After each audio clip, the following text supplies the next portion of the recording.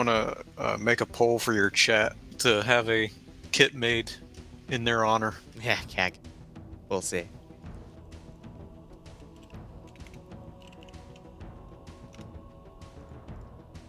Let me get this started.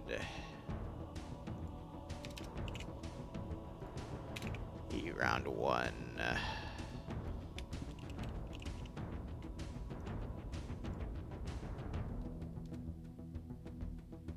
Alright, yeah. Cool. Ah, damn, we don't have the map. Oh well. Don't know why Lesiak needs a game restart, but that's fine. But yeah, we'll see, Mads. Again, there's a lot I am juggling at the you're very moment, busy. so I keep trying to find the time, and then that time gets taken by something else. But you know, it's a story of my life. So I'm hoping tonight it'll be FNF, then some Daisy between the rounds, and more FNF, then more Daisy, and then editing for everything. But I'm trying to get in the rhythm of putting out 6 videos a day with a custom thumbnail on at least half of them. VODs don't need custom thumbnails, but the at least 3 of the 4 videos do, so I'm just trying to get into that. But regardless, that's all fun. Yeah, you take your time, man. I know you do a lot of shit. But yeah, if we do a 40k op in the Discord framework, I don't know, because I'm going to be spending the next 2 months kind of building the player base there, kind of without having to advertise it, you know, just kind of word of mouth and shit. But we're opening up like a 3rd op session in there as well, so I'm just trying to figure out what I want to do. So just to finish a Starship Trooper campaign, but then I can turn that into like a campaign slot. But again, just depends on what I want to do. Yeah, I enjoyed the Starship Trooper ops watching them. Yeah. Fuck, let me recount, because now it's going to be 3 a week, plus the 2 I do in TSB, so that's 5, and then Pogs on Thursday, so that's a 6 minimum, and then bi-weekly on Wednesdays as well, so that's 6 or 7, yeah, so 6 or 7, depending on the week, fuck. That's just Zeusing playing adds another, like, 2 to 4 a week. Jesus. Yeah, I think you earned the title Armaholic. Yeah. Anyway, let's go ahead and get started with the round. Ladies and gentlemen, this is Friday Night Fights. I'm your host, Weewoo. Today, for the EU branch, I will be with Maz. For those of you who don't know Maz, it's really easy to introduce him. I just click this mission info button. I click on either Blue 4 or Op 4 uniform, and there you go. He's the author. He's the guy that makes all these kits here. So I can yell at him if I feel like the kits are imbalanced. Yay! Yep. Anyway, how are you doing today, Maz? I'm doing very good. How about you? I'm A-okay. It's just time for some more Arma 3 PvP, and we'll see what the player base of FNF decides to do. Otherwise, getting right into the mission here. This one was made by Banks, background being November 2030. After a disastrous NATO attempt at destroying Russian artillery lined up on the... I get it. Ostedia...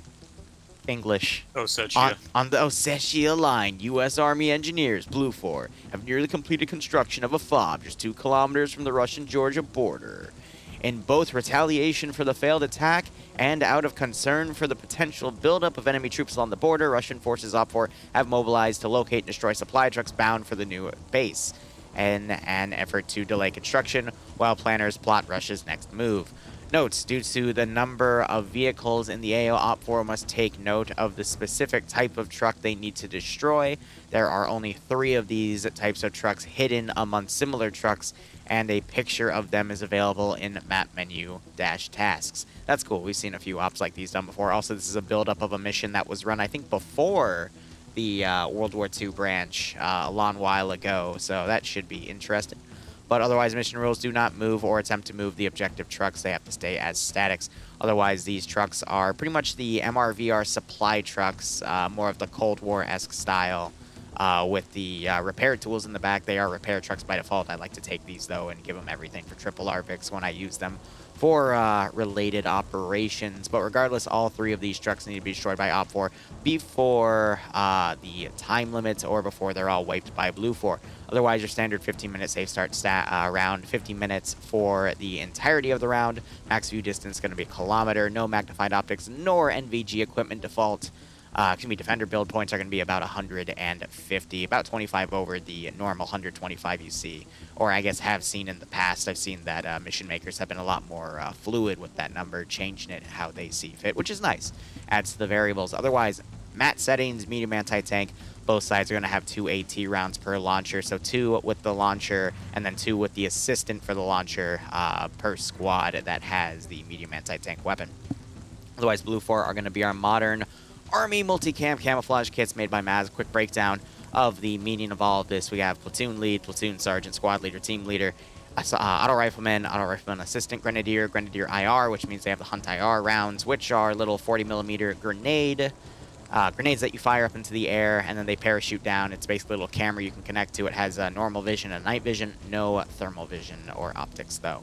And then you got machine gunner assistant, combat engineer, light anti-tank, medium anti-tank 1 and 2, and then their assistants respectively. That's what that extra A means. Your recon infantry scout, which have the suppressed weapons. Your DMR guy, I like to always make a note of him when we have this type of loadout because we don't see his weapon in the loadout section.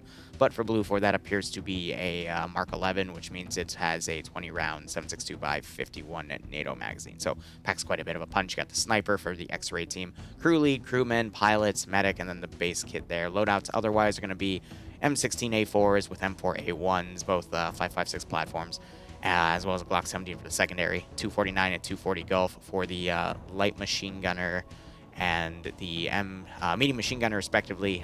Breakdown kit-wise for the uniform, it would be the auto rifleman and machine gun slots. Light anti-tank is going to be your M136 single-shot disposable launcher. Sniper gets a choice of multiple different types of M2010s with different camos. Your 2 scout infantrymen get either a suppressed Mark 14 or a suppressed SOCOM 16. Both are 20-round 7.62 by 51 NATO battle rifles.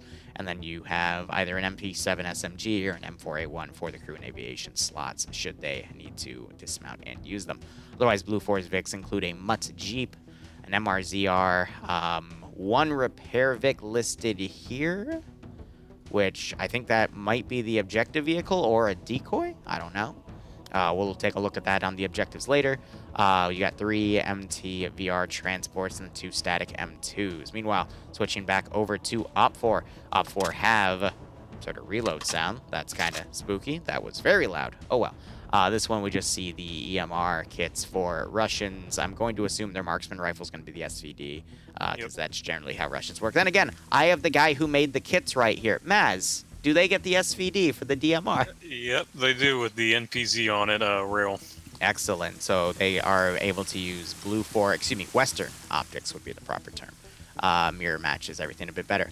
Now, these guys, they have a lot of different types of weapons they can use, but all are basically modernized versions of the AK-74 with Zentico rails or the UUK rail. What's the difference between the Zentico and the UUK? I know the Zentico lets them use Western optics, but what does the UUK allow them to use? They're all the same in terms of what they can use. They're just minor differences in how it's being held. Yeah, and the stock and the look of the gun. Gotcha. Yeah. So all can use Western optics is what you're saying. Yep. The only weapons that I believe Op 4 can't use Western optics with are the AR and the machine gun. Gotcha. Makes sense. For this kit. Otherwise, mainly AK-74s. We have an AK-74 UN, submachine gun variant.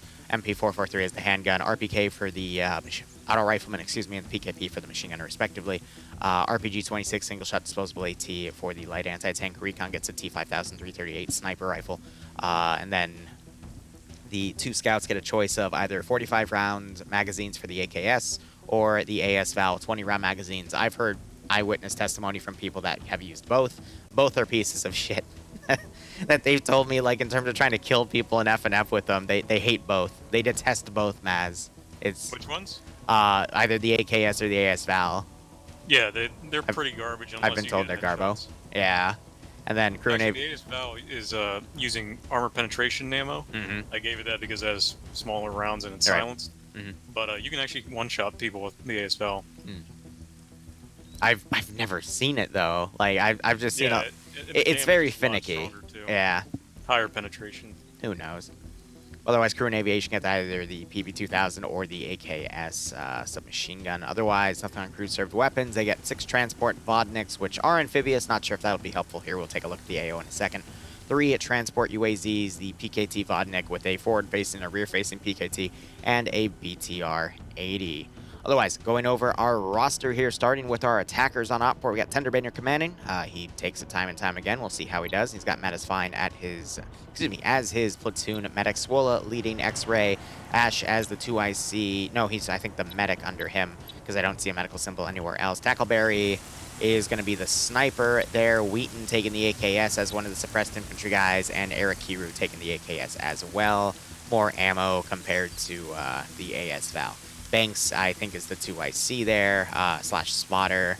I honestly don't remember which one's which there. I just know there's rifleman, the suppressed guys, the sniper, and the squad leader. And the medic. Yeah, so we have a new update where instead of the grenadier being in the X-ray slot, it gets replaced with a spotter specifically. Because I remember back in the old framework, they had a spotter in there as well, and yeah, I think that got washed out. Silence guys used to be the spotters. Yeah. And then there was a grenadier in it. We replaced the grenadier with a spotter and removed the spotting stuff from the silence guys. Gotcha.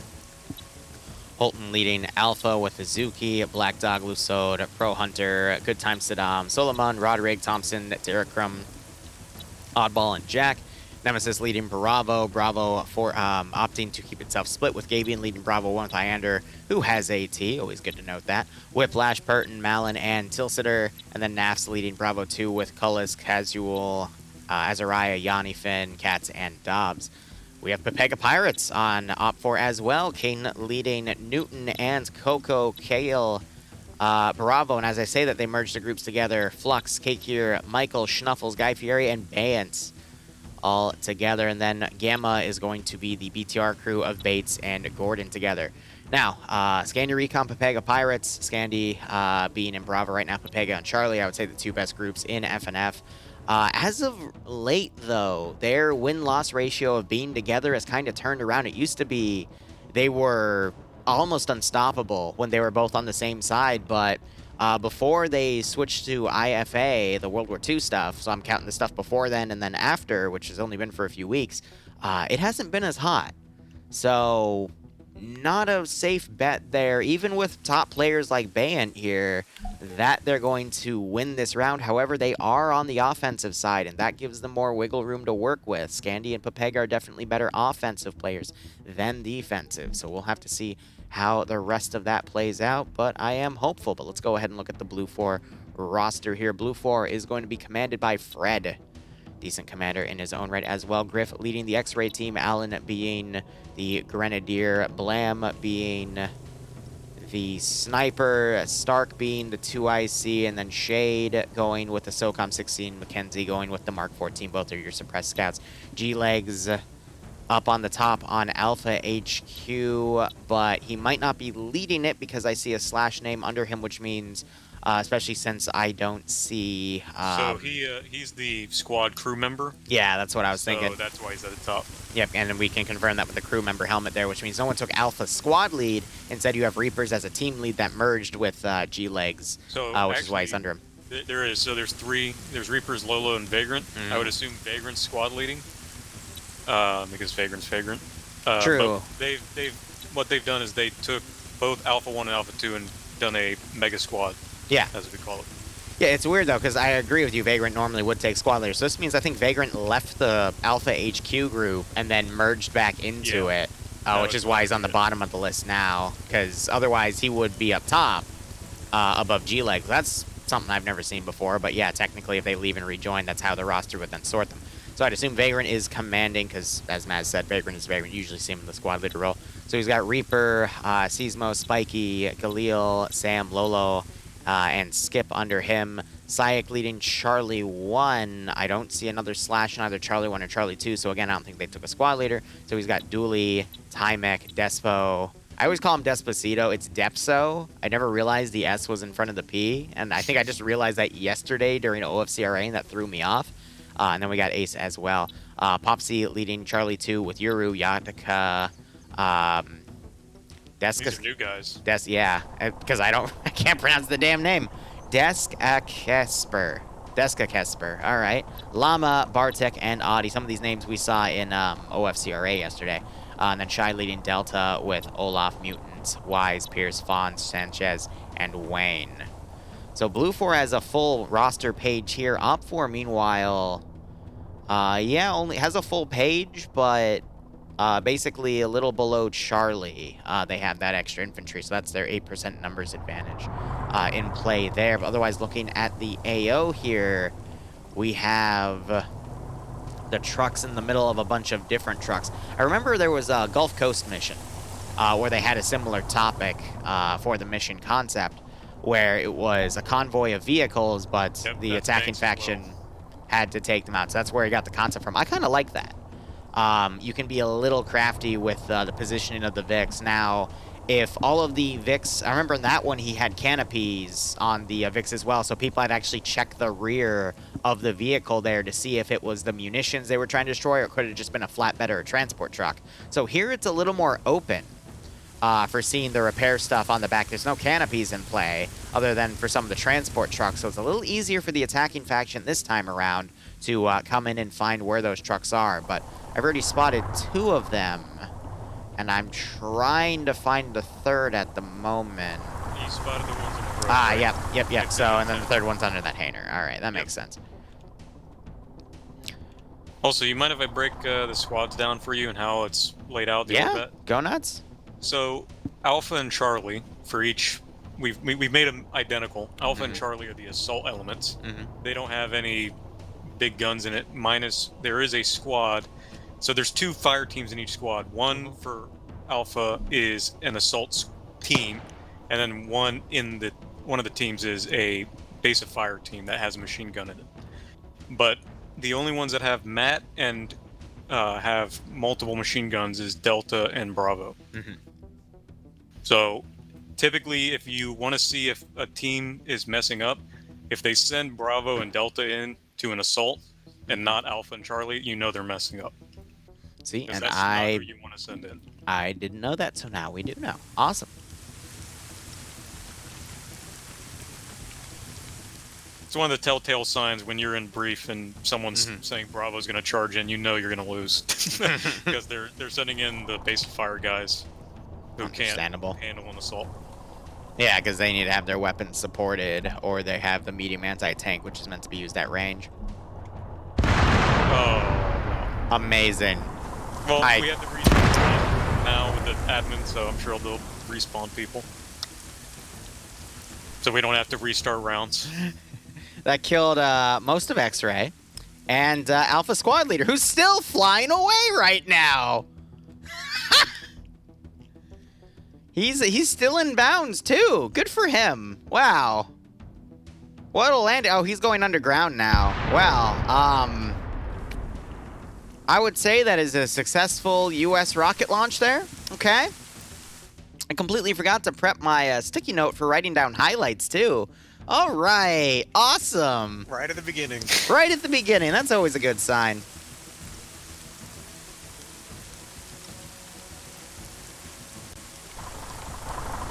Oh, man.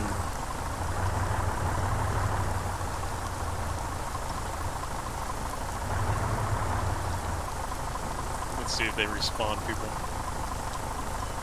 Nope. Restart the mission right now. Do it. All 15 minutes.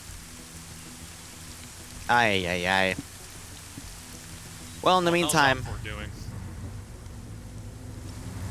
Op 4 is doing a really elongated convoy. Yeah, they've got some forces diverging off, though. So how would you attack this, Liru, if you were Op 4? You know, that's a great question. Honestly, the AO's in the corner, so you're very limited on where you can approach it from. I would probably just do a pincer move of 1 force from the north, 1 force from the west. And whichever side... I mean, at that point, though, it's really hard to micro FNF, so I would just throw them in and see what happens. Because that AO, you don't really have a lot of room to attack it from different angles, because there's only 2 you can come in. I also have seen FNF comms and know how people play in FNF, so you just kind of send them in, put the BTR on one of the roads coming in to give support. Try to give them some range to avoid AT. And otherwise, just go for it. I would have X-Ray probably between the two groups providing sniper support instead of keeping them at one weird corner. But I will be curious to see how X-Ray is used in this mission, because there is no little hill for them to run off to. They actually have to play the fucking op. Yep. Damn. Who would have thought? But go ahead, Matt. Sorry, I cut you off on accident. No, that's fine. I was going to say, so looking at Blue 4's defenses now, I mean, you can't tell this as Op 4 command, but yeah. Their defense seems to be focused mainly on the north and northeast. They've pretty much just not even tried to defend the west. The only unit over there is Alpha HQ. Yep. And they're not in a position to stop an assault from the west. In fact, they're too low. They can only see about 100 meters to the blown up buildings, and that's it. I don't know. You think Op 4 is going to try to run a squad on the border all the way on the southern side? I would think that's too thin to get maneuvering done. But who's commanding? Tenderbanger. He might do it. Not a guarantee. Actually, I'd say it's a low likelihood, but we'll see. He's been kind of a junior commanding with Vagrant a lot, so I wouldn't be surprised if he gets the ride the border edge from Vagrant. Yeah. Then again, this also kind of forces you to ride the border edge unless you want to just go straight in. Yeah, with how this mission's set up. But it looks like Op 4, they're going to commit one squad to the northern border, and they're putting everything else around the western side. So we'll just have to see. I just realized also, you can't tell as a spectator when the enemy's starting location is hidden. Yeah. Because we can see them. Yep. Based off Op 4's movement right now, I would say they couldn't see Blue 4 spawn because look how cautious they're being. They're dismounting like a kilometer away.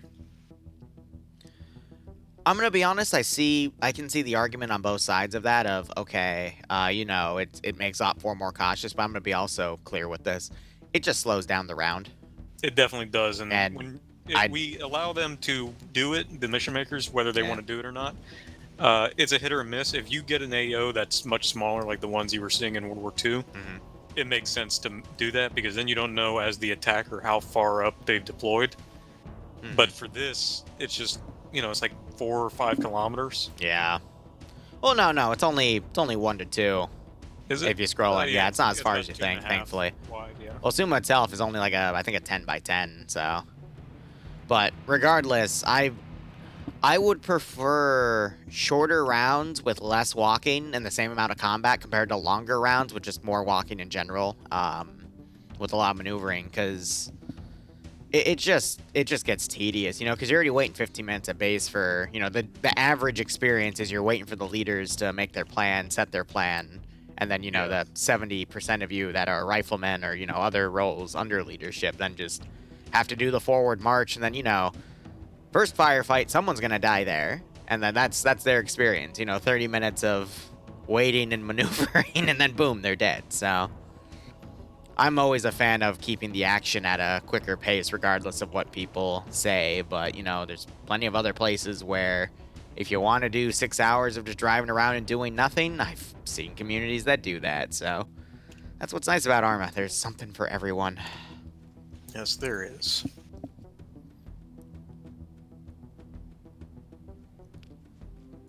Yeah, so I'd say Op 4 is going to be about 5 to 10 minutes behind here, trying to get in position as they slowly maneuver. That northern group, I think, is X-Ray. Yep. So they're going to be incredibly cautious moving down this route. But I can't believe it, though. They actually found a way to put X-Ray still on their own in this scenario. That's just F&F culture. You just oh my god, right to the other side of the map from where you are. I really don't get it, because the 2 suppressed guys could be great for a scouting force, then you keep the marksman or the sniper team. In a small AO like this, you just keep them with the main force and you have them pick people off on the defensive line. I've never understood why that's not used, and the 2 times I've seen it used that way, one was with King commanding, the only time I've seen him command, where he won his mission, like fucking steamrolled that bitch.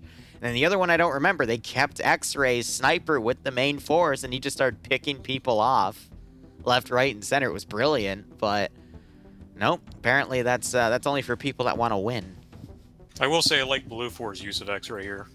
Oh yeah, as a forward force, kind of in the middle to and the way they're spread out, looking at various directions here based off of where we're seeing that on the map, yeah, no, I agree. But as soon as they take contact, they need to pull back. Absolutely, yeah. Because otherwise they're they're just location right scuffed. near that crossroads, though. And then the positioning of, well, you know, if forces are coming from the north, they're going to have to go around that little pond there. So that gives X-Ray more room to look around. But they definitely shouldn't engage from that position. Oh, yeah. No. They're in a low lane on the other side of a road. Yeah, it's a tough call. This is U.S. versus Russia, U.S. on the Georgian border.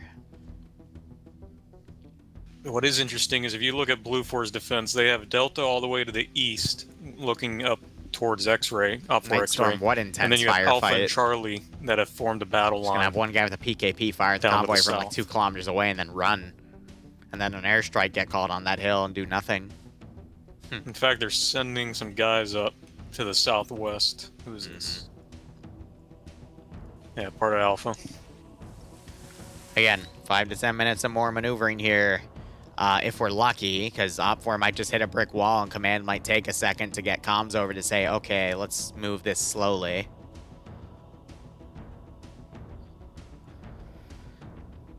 If we're lucky, the X-Rays will engage each other and that'll heighten Op4's pace. Blue 4 probably might send the northern group from the base to push that position, but everything else that Blue 4 set up here wouldn't be compromised otherwise because of how Op4 is deploying their force. So any forces Blue 4 pulls over to the X-Ray fight aren't going to be wasted in that regard. Yeah, if X-Ray gets engaged here for Op4, they're going to get pincered and destroyed. So hopefully they don't push up anymore. So we have another 10 minutes of maneuvering.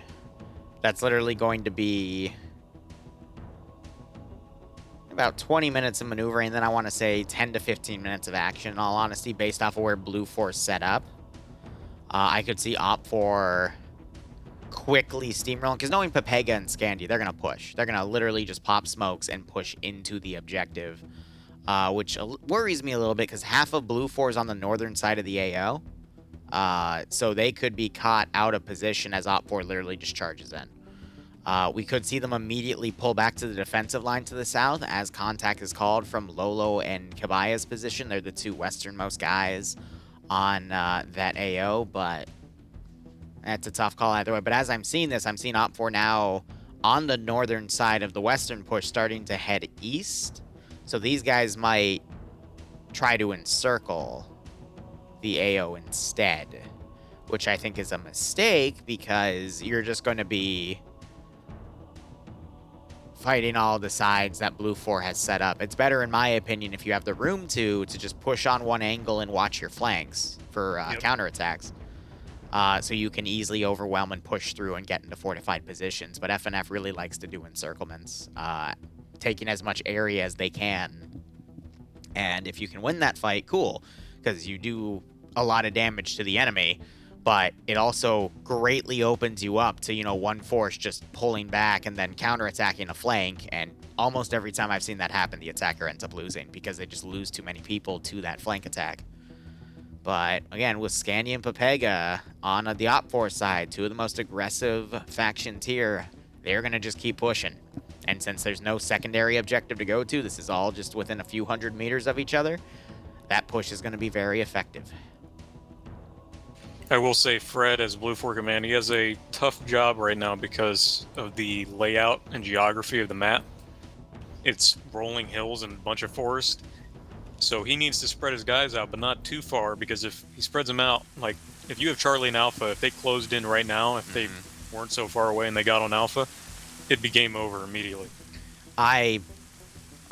I'm going to be honest, I think Blue 4 is set up to fail here because they just don't have the manpower in their plan right now. If they had another squad to watch their western flank, they'd be golden. Yep. But the west right now has this massive opening on it, and you've got Alpha and Charlie for Blue 4 here who have set up these nice trench lines, but they're going to have to abandon those, which will open groups like Alpha and Charlie on Op 4 who are pushing from this angle to potentially take Blue 4 Alpha's trench line and use that as cover for pushing in. So right off the bat, this is looking like an Op 4 victory, just where all the dice are falling right now, but something silly could happen I mean, so... and turn things around. And we see Blue 4 X-Ray maneuvering right now. Real quick, last point, and then I'll cut to you. 50-50, they're either going to come back and harass Op 4 and do something, or they're going to completely drive out of position and just be useless the entire game. I would not trust X-Ray to be useful. Yeah. Ever. The one time recently I can think of, this was before the World War II iteration, the sniper for, I think, the defensive side, this was on one of the Angola maps. I don't know how, but the attacking squad didn't hear him when he was, like, 20 meters behind him. He just started picking everyone off by headshots. Yeah! Just because the squad just turned their fucking ears off, this dude just started, like, headshotting people. And here I am watching him, like, why is no one turning around? Like, this is crazy. And then finally the last guy turns around only to get headshot. And I'm like, my fucking God. What is this? But yeah, that was a crazy round. But again, that's the outlier. That's probably never going to happen again. That's what I was gonna say. But what was your point? That was it? Blue 4 Delta, at this point, if I was Fred, I'd be pulling them back. It was a good idea to send them up there. Yeah. But it's been too long now for the Op 4 maneuvering. He should know that something's not right, and he should be pulling them back and plugging that Western defense up. Bro, Steve just got banned. No, Steve! Because he's up in a staging room above us. I'm a little confused about that, but who knows? He might have an IP something that's been banned before.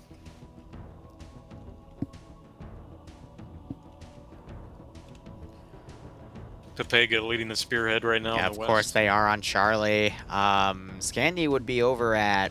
Yeah, they're in Bravo, so they're taking up the rear. Yeah, we're going to have first contact probably between Lolo and Guy Fieri, my husband. I'm going to call this now. I think this mission's going to be over by the 45-minute mark. I don't see it going past that. This will probably be a 30-minute round with that 15-minute save start, so... Not a bad opening. Could have gone quicker based off of how things were set up, but... I mean, that's given Blue Force some time to reposition their defensive forces, which, as I think you just said, Delta is pulling back right now. Nice, that's good. They will need that manpower. Timing might open up here, and if Topeka get into contact, Delta could be used as a QRF force. To flank. Really help. Yep. There is room to do that. Alpha might catch them out if they try to do that from the north, though. Yeah. But Alpha's online with Charlie, so... Yeah, but if Delta come straight across right now to where Alpha is, they'll get completely caught out in the open. Because Alpha has the high ground. Oh, here we go. Yeah, so Skip just saw some of Op 4 coming over that hillside. He's got guns up. Charlie's about to come right on top of two members of Blue 4. Contact's being called. Lolo is now looking north. They should be squad radioing that, but they don't look like they are. See, this is what sucks, though. The rain's on, so people aren't going to be able to hear footsteps. They could hear the sloshing sound, but it'd be pretty close. They'd have to be within 3 to 4 meters. Yep. They could hear each other's local communications. Lolo just turned, and he's now facing north. You King's can about to walk very right faintly hear the rain. Kabaya got cake here, there. Lolo might have just put a shot in there as well, but there was a trade. Lolo gets a great GL shot. He just got 2 with that, because he just did 2 in a row. He got Cake here and someone else. Keen's turning around trying to look, but he can't see Lolo through the tree. Got Bayant moving up as well. I love that they unnerfed grenades and explosive damage from FNF. It's so nice. Well, that's what the first kill was with shrapnel. Well, I mean, seeing that ever since they, I think last week was when they first started doing that. Or it might have been the week before, but... Nope. We buffed it probably 3-4 months ago. I just haven't been seeing it till recently, but you know, I'm happy that it's there. See the kills counted because shrapnel was down. Losing without him, but he's got a sniper. I don't know, man. I think Blue 4 is actually going to turn this around now. Flux and Bayant found Lolo and took him out. We've got Delta moving on the northern side. Now it's just going to be all about attrition. But GLs here, if Op4 can get some GLs on Blue 4's defensive line, that's all they need. AT going off, hitting the third objective area. If Op4, you gotta remember too, you got some really good AT guys in Pepega and Scandy, so if they can just get lines up on those trucks and take them out from range, like they just did, then it's gonna be over. Flux went down. I'm looking for who just killed that. That was someone in Pepega. You'd think, I'm not seeing it. Blue 4 firing some GLs up as well in the middle of the formation, but otherwise, oh, there's another one that just went off. That was pretty close. So you got to remember, though, you still have Scandy coming in behind Pepega, who's making the spearhead, and then you got the BTR coming out, which I don't think the BTR is going to be that useful, if any use at all. It's just going to be AT bait, but even if Blue 4 comes up and flanks and eliminates Alpha, you're still going to have Pepega and Scandy right on top of the other two objectives. Again, this is probably going to be over by the 40-minute mark at this rate, just with the speed that Pepega's going. I do appreciate Blue Force trying to fold forces back to cover the other two trucks, but the other two trucks are vulnerable from range, so I think someone BL'd that truck because I'm not seeing it on anyone's scoreboard. Again, I think the truck should have been a little cover. They should have been covered to at least get the proper PID on them from close range, because otherwise people can just show up and hit them from afar. Because that's exactly what I think Iander's going to end up doing. Got the 50 cal trying to suppress King's position. Guy Fieri already on top of this area. He's a medic though, not an explosive specialist. But him forwarding this. Let's see what pickoffs he gets. No, he's running right into 4 people right now. Grenades.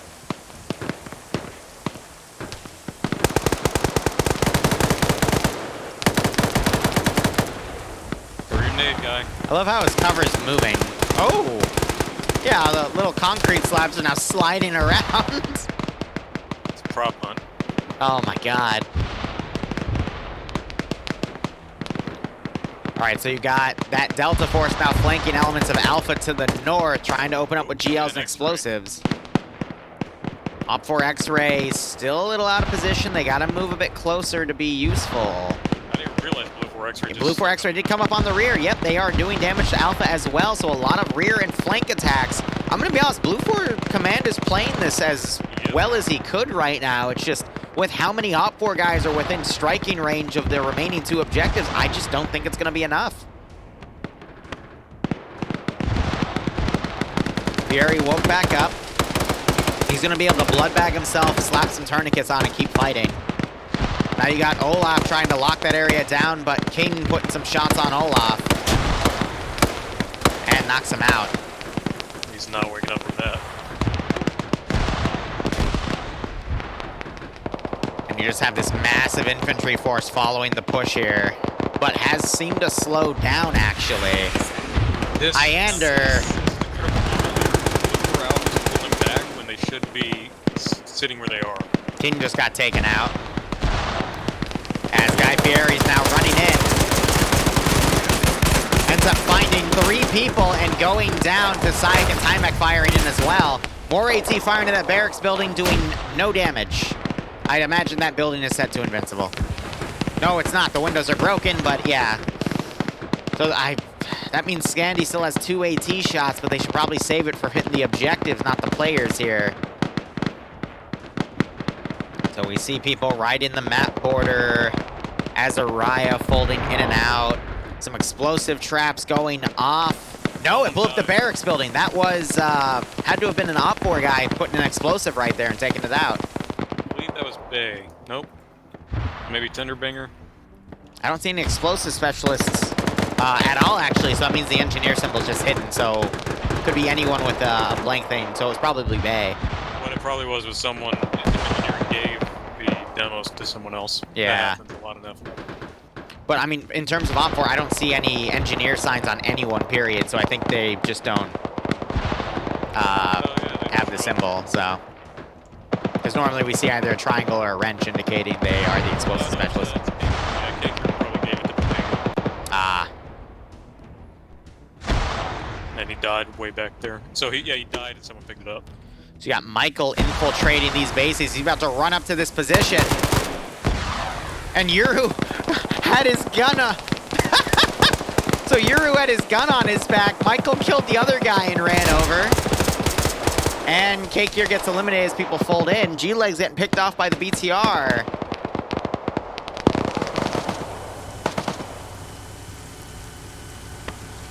Mr. Asset, man. Nemesis, is about to get scuffed here because Green Shade's right behind him. Green Shade hesitating on taking the shot as Nemesis bandages. You have Get a him. silence weapon? Shoot him. Shoot him. He's got to hit him in the head. That gun's not going to do a lot of damage. Shoot him. Thank you. You just have to full auto. You have a SOCOM 16. No one's going to hear that either. Shoot him. Now you got X-Ray fucking getting on the rear of Blue 4's line. Wait, Gabian heard it. Can. Or he knows something.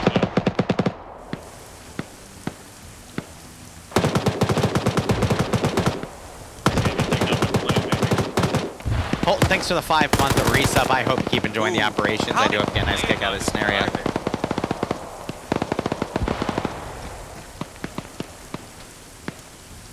Are you questioning the logic of FNF? Yeah, go land right underneath that tree. I know. He got shot in the head 4 times. Quick scope of Blam. Oh my god. Oh my god, he did. Bailiff smack his pee.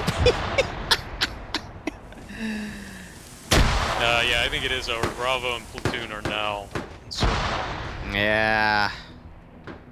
Oh, here They just have to actually get AT on these objectives.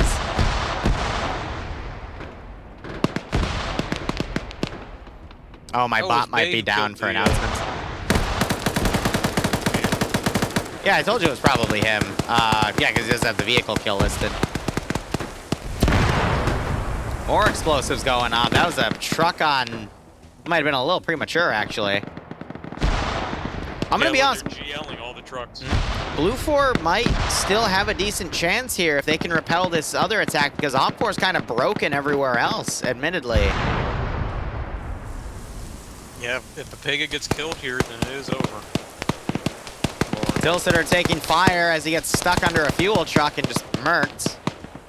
But, I mean, we have an objective truck right in Op 4's grasp, and they're refusing to take it. And then the other one is also pretty much within their grasp, but there's no AT guys up here to get those easy shots. I don't know who the demo specialists are either, so this could just end up becoming an extended round as Op 4 goes for kills instead of objectives, which wouldn't be uncommon to see in FNF. They just picked off Vagrant in the bunker.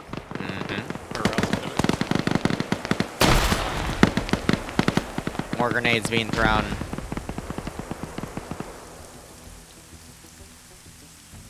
You still have some people on X-Ray getting licks in here, for Blue 4 at least.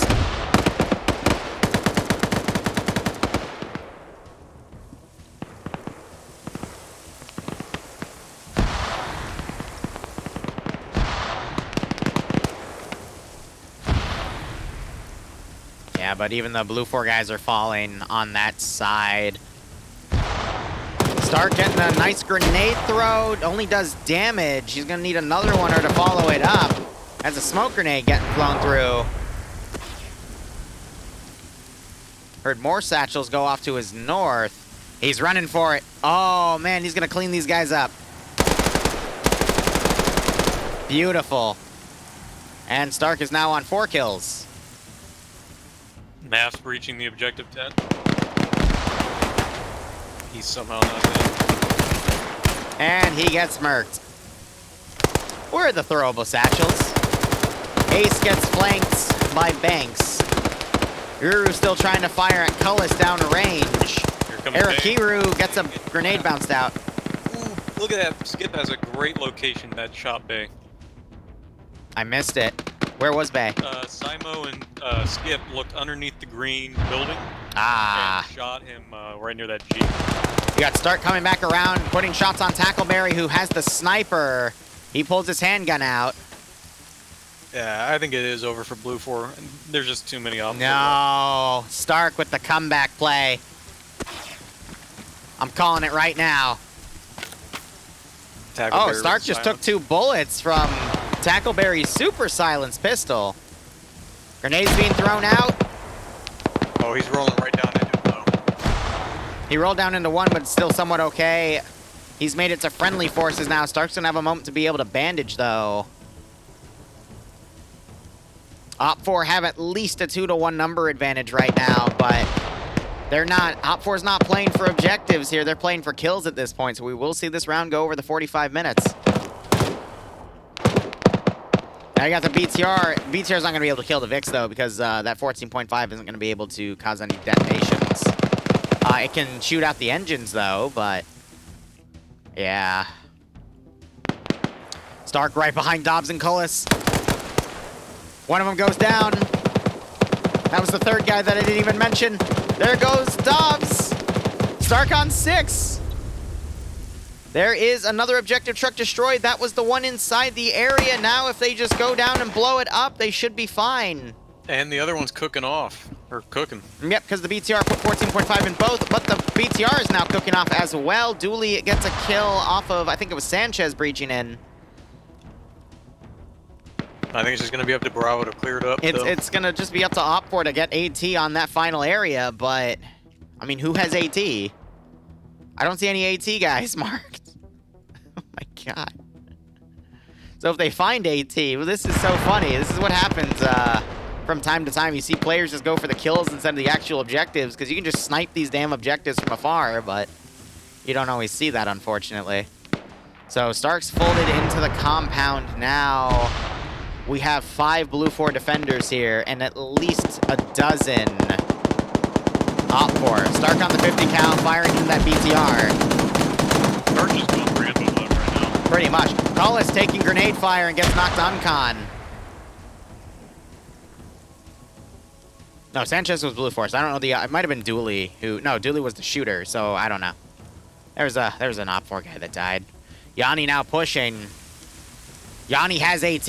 Does Yanni have a rocket to shoot the truck and win the scenario?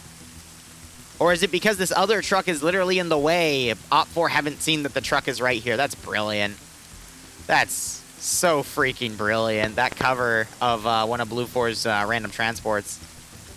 Is that why Op4 hasn't spotted it? That's great. Stark crawling up to Cullis' position. He quickly runs to cover because Stark has his gun on his back. He's going to get the high ground. Cullis might have heard it. No, he does not. Oh my god. Well, Cullis found that dude.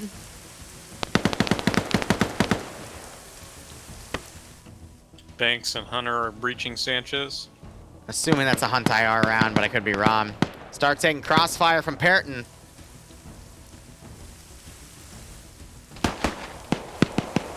Look at that. Yanni has spotted the final Vic. Does he have the AT? They might think it's destroyed. No, it's Scandy. They're not that dumb. Yeah. Yeah, Gabian. Yep. Yeah, here it is. GG. At the 45.5-minute mark. Shoot it. And there you go. Yep. So I was close. Yeah, 45 minutes. A little over. Look at that. Objective play. Blue 4 killed a lot more Op4 than I thought they would, and they were going to hold out. I don't think the four Blue 4 guys remaining would have survived more than 5-10 minutes, but good call. It was a good call. Oh man, no kills for me. Damn, Maz, you really got to step it up. Sustained assault. Now we're talking. Righto. Now the fun begins.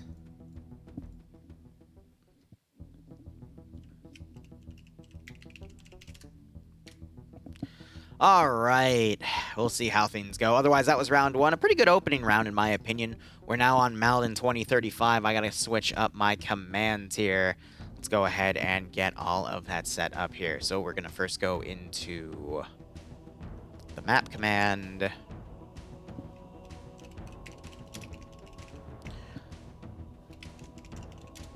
And type in Malden 2035 missions. Let's see. This is round 2. where, let's have a look. It is an uplink fight with Blue 4 attacking. I'll pay out the prediction in a second after I finish the commands, by the way. So Blue 4 is attacking 3 op 4 terminal sites. Blue 4 has an 8% numbers advantage. An AAVP and an M2 Humvee.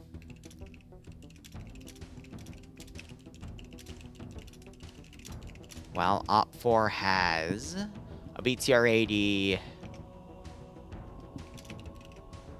I'm back. 80, GAZP KT, and 2 static DSHKs. Welcome back. Hit the save button on that, and let's go ahead and pay out the prediction.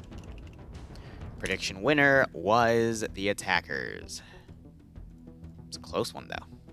Could have gone either way, but just with how the defensive forces fell into play,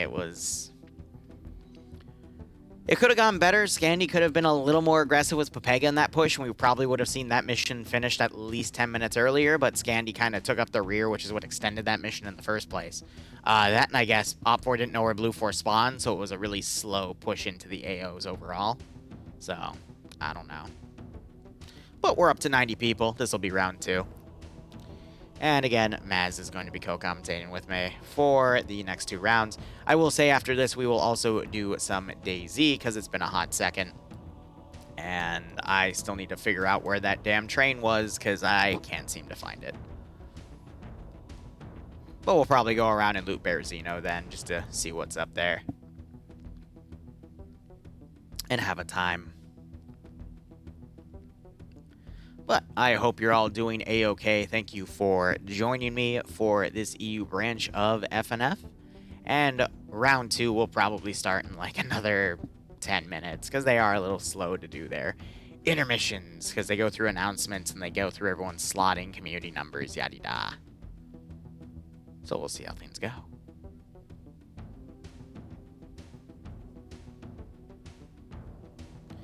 There's Op 4 starting to get slotted.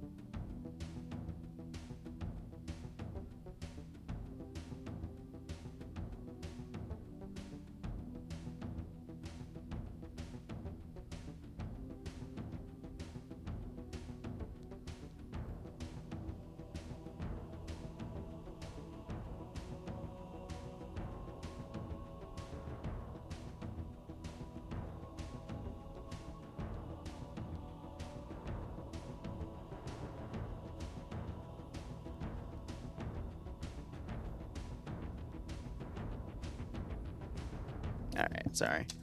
Getting distracted. What unit are you in? That's... Do you mean this group, or are you talking about what I do, or what do you mean by that, Medic Mellow? Because there's a lot of places I go and play. So I'm not in any particular place. I kind of just... I've been in some places for years, and then I've been in some that, you know, I just drift around, but we'll see. I go to wherever I'm asked to go at this point. Can Blue 4 move object vehicles away from the compound? They were told in the previous round they weren't allowed to do that. So, no, for that mission. For uplink, it's a static terminal texture. So you can't move those around either. Where am I slotted? I'm slotted in a spectator slot, because I always spectate in FNF. What unit am I not in? Yeah, there's a few. Let's see, Christ. TSB, my own personal one across my Discord. I do work in the 506. I do work in POG. Did work in 399th, but they're liquidating, so their last stop's on Saturday. Gosh, and there's like 4 or 5 other places where I'll occasionally show up. TMTM, the private group of players for the SOG Prairie Fire stuff. First MEU, I'll occasionally play in on some of their special ops. Digby's community, I'll occasionally drop by and play something when I'm asked to. Anything special from the SOG Prairie Fire community when they need additional people outside of the betas. And yeah, just sometimes once in a blue moon, 700 Cadian as well. So it's a list.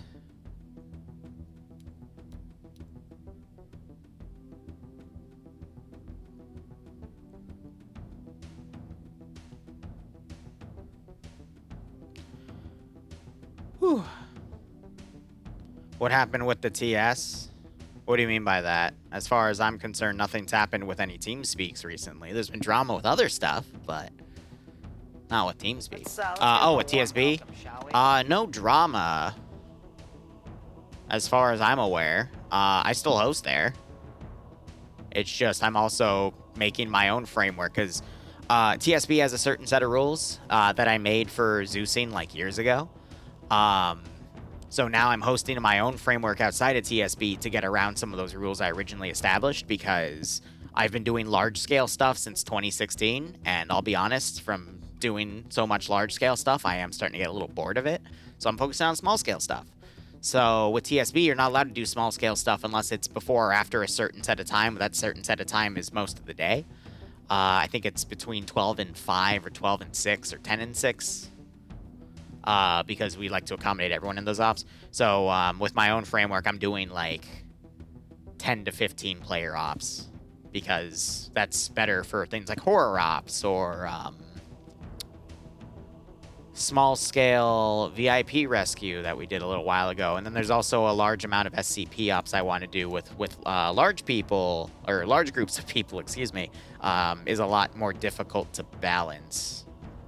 Also, Stargate. I want to get back into Stargate, too, but doesn't really work. I had to make it a World War II Stargate thing to make it work for the numbers that I would get in TSB for it. Yeah, mod sets and guild rules. Mod sets, I could literally have anything run in TSB I want, but it's more so the rules that I've established for running that, that are running that community.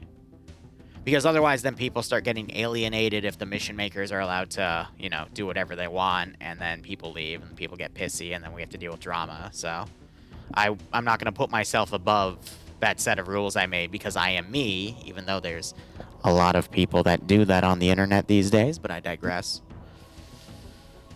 I try not to be one of those jackasses that start drama. The only people that start drama around me are people that, have an opinion of what I do, but I've got people that say I'm an asshole when I Zeus. I got people that say I'm too merciful when I Zeus.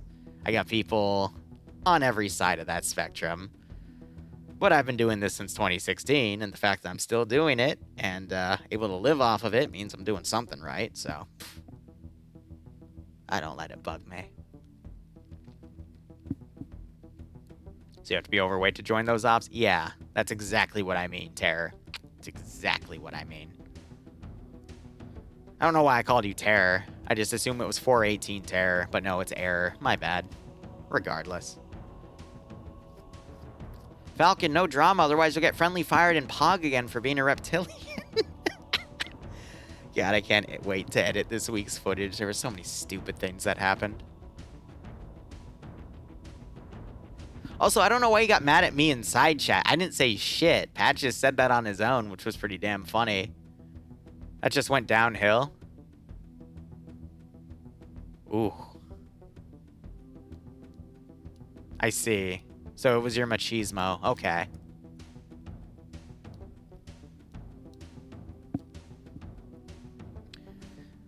Ah, man. What do I need to cook? I haven't cooked lava cakes yet. I think I was going to for a stream, but then something IRL came up. So that's what I need to cook this weekend. We'll do lava cakes. But otherwise, yeah, Daisy will be today as well. What are some cool places to get first MEU friend tags? I have no idea, dude. I've only played a few ops there. So just, I would say go to Serenzic's channel and get a Discord invite through one of his videos, because I'd imagine he'd have one. But beyond that, I don't know, man. Same for people that want to play with Rubik's or Remy. I would say find a way into Ingus, but Ingus is really selective right now because Rubik's is taking off, which, you know, good for him. He deserves it. He does some really cool stuff, and he seems like a really chill guy. And then Remy, I know he's stepping more so away from Arma because he's doing a bunch of other games instead. But I know the Canadian's still going strong, so I'd imagine there's, again, Discord link in his channel as well. So take what you want. It's your time on the internet. Go have fun. That's what this is all about. All right, Matt. Sorry, I was talking with my the people watching here. How are you? Anything change? I'm good. No, I'm good. I'm just sitting here drinking. What are you drinking? Gamer Juice Mountain Dew. I see. I'm a pleb and I drink water. Right from the fucking tap. All right, round is in here. Everything's initializing. We are stuck on a Naked Vagrant, but when are we not? Otherwise, mission info for this operation is actually... you want to read it this time, Maz? Sure. So, Russian Spetsnaz fortifies positions near the town of Chapoy and Cancun, or Cancun. U.S. forces are deployed to push them out of the area. Blue Force split 50-50 between East and West. And mission rules, all Blue Force squads have to stay in safe zones they spawned in. Only SLs and Platoon HQ can move in between the zones to discuss plans, but must return to their original spawn safe zone before safe start ends. It's an uplink, so there's 3 terminals. Max view distance is 1,200 meters, no magnified optics, 125 defender points, and no NVGs. All right. You want to keep going? No, go ahead. All right. Medium anti-tank for both sides is going to be 2 AT rounds per side. So that means 2 in the gunner and 2 in the assistant, 4 per squad, which will be Bravo and Delta. Otherwise, uniform for Blue 4 is going to be Marine Force Recon. I'd imagine their marksman rifle is going to be a Mark 11. Yep. But if only I had the author in here of these kits to tell me if it was what gun it was. Yep, it's Mark 11. The primary weapons are different from usual. They're M27 IARs, not M16s. Fully automatic M4 platform. Yep, and then they have an M4A1, 9mm, and just standard NATO stuff after that. 249 Bravo for the auto rifleman, 240 Golf for the machine gunner / medium machine gunner. Light anti-tank's going to be the single shot disposable M136. Sniper gets a choice of an M40A5, which is chambered. Do you know what caliber? For what? For the M40A5 sniper on Blue Force side, it's either 338 or 408. It's only 308? Oh, interesting. I believe so. I could look it up. Otherwise, 2 suppress shooters get a choice of the Mark 14 or SOCOM 16, both 7.62x5.1 NATO battle rifles, and then crew and aviation either get the MP7 submachine gun or an M4A1. Nothing on crew served weapons for Blue 4. Otherwise, they get 5 transport trucks, 1 transport Humvee, 1 M2 Humvee, and the AAVP. So now, it's actually a 7.62. Yeah, so 308. Yep. 7.62x51 is, I believe, 308. But yep. The Mark 19 on the AAVP has been rescripted to, instead of being a grenade machine gun, it's going to fire a 7.62x51, basically coax. Otherwise, that is it for Op 4. Blue 4, excuse me, that's it for Blue 4. I was selecting Op 4 units, that's why. Looking over at Op 4 are your Gorka camos for Spetsnaz, so they've got the Alton helmets and the Gorka uniforms, all that fun stuff. Weaponry is going to be your modernized AK-74s with Zentico sights to support Western optics. Otherwise, light machine gunner is going to get the RPK. For the auto rifleman, PKP is going to get the, the machine gunner is going to get the PKP. Medium machine gun, light anti-tank is going to be the RPG-26. Recon is going to get the 338 caliber T5000 sniper rifle, and then the Recon boys are going to get a choice of the 45 rounds magazines for an AKS or a 20-round magazine for the AS-Val.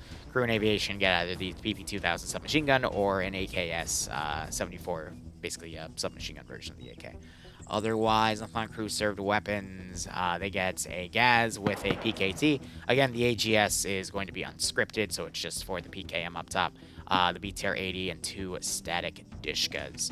Otherwise, looking over at the units here, and then we'll look at AOs. Starting with the defenders, we got Vagrant commanding Platoon HQ, no one under him. Tilsitter going to be commanding X-Ray. Gordon as the medic, Tenderbaner as the sniper, Mattisfine being the 2IC, and then Mackenzie taking the AKS, and Bates also taking an AKS. You see those orange 45-round banana mags that normally give to the RPK gunners. But otherwise, Alpha is going to be Griff, leading Albin. Albin is a crewman here. Griff, we see him having an AK with a GP25 system, which indicates he's a squad leader.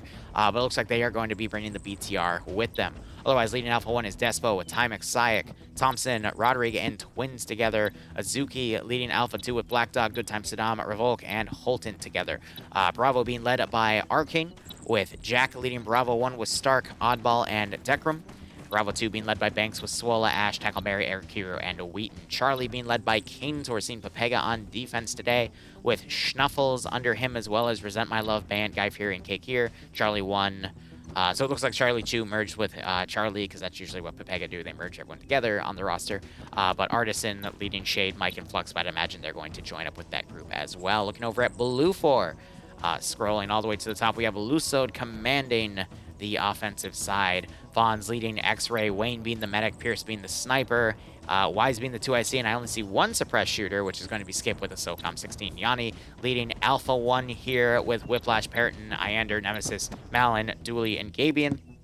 Gabian has a slash in his name, and he's not under Alpha HQ, which means he merged under to be Alpha 1, so Gabian would probably be the squad leader here for both Alpha 1 and Alpha 2. Meanwhile, Alpha 2 led by Nas with Cullis, Dobbs, Casual, Azariah, Katz, and Fred under him. Bravo HQ led by Galil, Bravo 1 being led by Sam with Lola Kabaya, Green Shade, and Seismo together. Mutant. Look at Bravo 1 right now, Maz, and tell me what you think. Bravo 1 for Blue 4? Yes.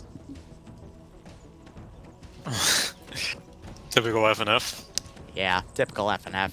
Anyway, Mutant leading Bravo 2 with Shy, Spiky, Olaf, Solomons, and Pro Hunter. Popsy leading Charlie HQ. Charlie 1 being led by Adi, who was under everyone, so I guess he remerged. But with Lama, Euro, Yutka, Bartek, and Liziak under him, Slasher, I don't know. Newton leading Delta HQ with Reposo, Khalil, and Bravo, Coco, H, and Pinty. You've got a vehicle crew, for, I would assume the AAVP of Blam, G-Legs, and Reaper's Insanity, and Laura on her own, or him, I don't know, under Delta, probably to merge under Delta HQ there. Otherwise, let's go ahead and look at the AO here. So it's going to be focusing on the town of Chapoy and Cancan, and the in-between area and outskirts of Chapoy specifically, with a remake construction area as the closest objective for the Terminal 3 marker. Terminal 1 has, what is this marked as? A warehouse, which, yes, it indeed does have a warehouse in the terminal site. And then Terminal 2 is a barracks position made out of a small compound in between both of the aforementioned towns. Blue 4 are going to be attacking in a pincer maneuver style fashion. But again, it's going to be a slow maneuver in from both sides because they spawn so close. So, yeah. Probably another 45 to 50-minute match overall in total. So yeah, quicker matches tonight. I do not mind that one bit. Maz, what do you think of these AOs? How would you attack it if you were Blue 4? Give me your 2 cents. It's pretty tough. The MSR is going to obviously be very important for Blue 4. The location 70 in between all three, the hills with the forest on it, that's going to be crucial for Blue 4 to control, or Op 4 to control, because it has view on all three objectives depending on where you are. It provides a bunch of cover and concealment for Blue 4 to attack from, and possibly Op 4 to defend from. But so I would assume there's going to be a lot of fights for that kind of stuff in the surrounding forests, like around barracks to the west. If you actually look, there's a bunch of forests and stuff. So I would say barracks is probably the weakest of all three. The construction side is probably the best, followed by warehouse, but warehouse also kind of stinky. So I mostly agree with you. I have another potential idea here, but it goes off of an all eggs in one basket strategy, which is my term for when one team on the defense decides to hold one out of the 2 or 3 objectives, forsaking the other 2. But the forested area could provide I mean, to shoot down my own idea, which I'll get to in a second, the forested area could provide a great position to put the outside of Op 4 on, but Op 4 I don't think has the numbers to do something like that, because the weakness of Terminal 1 at the warehouse is Blue 4 is going to be right into Chapoy and then just move through and get right to that position, moving cover to cover, so not a lot of open area to lock down. As you said, the construction site is a pretty good AO because it has a lot of open fields next to it, but not a lot of positions to cover, and there are a lot of hills. You got the one to the west, you got the one to the north, that are just right on top of this position where the sniper could set up and quickly start picking people off. Now Op4 could use the fortify points they have to build a decent perimeter, but again, Op4 would have to commit quite a bit to that area, and they don't have a lot of fallback room except for the area directly to the south, that little forested line, to go over to the barracks. So I'd imagine Op4 probably going to hold Terminal 3 and 2, but it looks like they might be going for an all eggs in one basket strategy on Terminal 2, just to hold the forests around to capitalize on the massive open areas just before the forest. But that does leave them prone to being outflanked. And this AO is a little thin on the far left flank. The far right, though, has a lot of openings for Blue 4 to get into the town of Cancun and then attack it from the south. So we'll just have to see what Op 4 decides at the end of the day, but it looks like they've already made up their minds for the most part, and the vehicles are getting ready to fold in immediately. The only group I see getting ready to go is X-Ray, and the way they're facing, they might be going to the east. No, that wouldn't be the smart thing for X-Ray to do. X-Ray is going to probably go on this little slump of Overwatch just on the northern map border, north of Chapoy, and probably like try to do reconnaissance from here, which, you know, it's not a bad position to do that recon from, but you can only escape to the west or the east. You can't go north because that's the map border, and, you know, going south is an open field, so there's not really a position to hide your vehicle there, so it's going to be easy for them to get dicked, but I could be wrong. They might be going for a different spot. Go ahead. I do take my statement earlier back. I think, actually, now that I've listened to you talk about it, the warehouse is actually the strongest, because you would think that the urban combat would be bad for the defenders, but they can actually make that into a hellhole for the attackers, specifically the ones from the east. If they set up the BTR at that crossroads, they place some AT mines, they got into the buildings, maybe put one unit just spread out within 100 meters from the church and just watching the road, they could do a lot of damage to Blue 4 if they try to attack from that city, defend the objective itself with the remaining squads and like bulk it up. They could even place, because what were the defender fortified points? They were 125, the default number. 125. Yeah. So I would have my one of my units set up to the west of that warehouse objective near the gas station, and then they could kind of use a lot of that elevation to their advantage in the open ground, and kind of be a warning from the west. So But, yeah. I want to ask you a question, but I need to give some context first, and I need to give this to chat mainly. So every team has an explosive specialist. It has the triangle and the symbol. So looking at Op 4, for example, you got Rodrig in Alpha 1, you have Holton in Alpha 2, Bravo 1 doesn't have one, Bravo 2 has Eric Kiru, and then Charlie have Guy Fieri and Resent My Love. These guys can take one of 4 items on top of a rifleman kit. They can take 4 explosive charges. They can take 2 satchels. They can take 4 tripwire mines, 2 being flare, 2 being HE, and they can take, what, 2 or 3 AT mines? 2 AT. 2 AT mines. When's the last time you saw someone take AT mines? Me. A couple games ago. Outside of you, have you seen AT mines used? Never. Yeah. Because I love them because they can actually do stuff if they attack from that direction. That's the big part. Look, and I get it. And this is one of the fallacies of being up here in the Eye in the Sky booth, knowing that everything, like knowing the capabilities of everyone has, and this is something that took me at least a year to get out of. We can state that, yes, Op 4 can use AT mines to help lock down roads and whatnot. You yourself, playing on the ground, can state that because, well, I use them, sure. But FNF is a very simple creature. If I was commanding and I saw and I was thinking about this, I would have AT mines on the road for sure on the MSR. Are you able to tell the engineers during safe start to switch to AT mines though? Yeah, you are? All right. Because I'm gonna be honest, I seldom see any form of mines. I think when they first introduced mines was probably the most of when I saw them. Occasionally I'll see them as well for like pure urban defense ops, which is great. But it is almost always explosive charges or satchels. And I'm going to be honest, the Chads take the satchels because the charges don't do shit after you go past 10 meters. They're just pathetic. But the satchels, that's how you clear a building. I remember that one where I had the satchels and I picked more up off of the guys I killed. Yeah. And I killed like 6 or 7 dudes. Yeah, just by a little quick chuck because there's an ace setting feature for chat to know.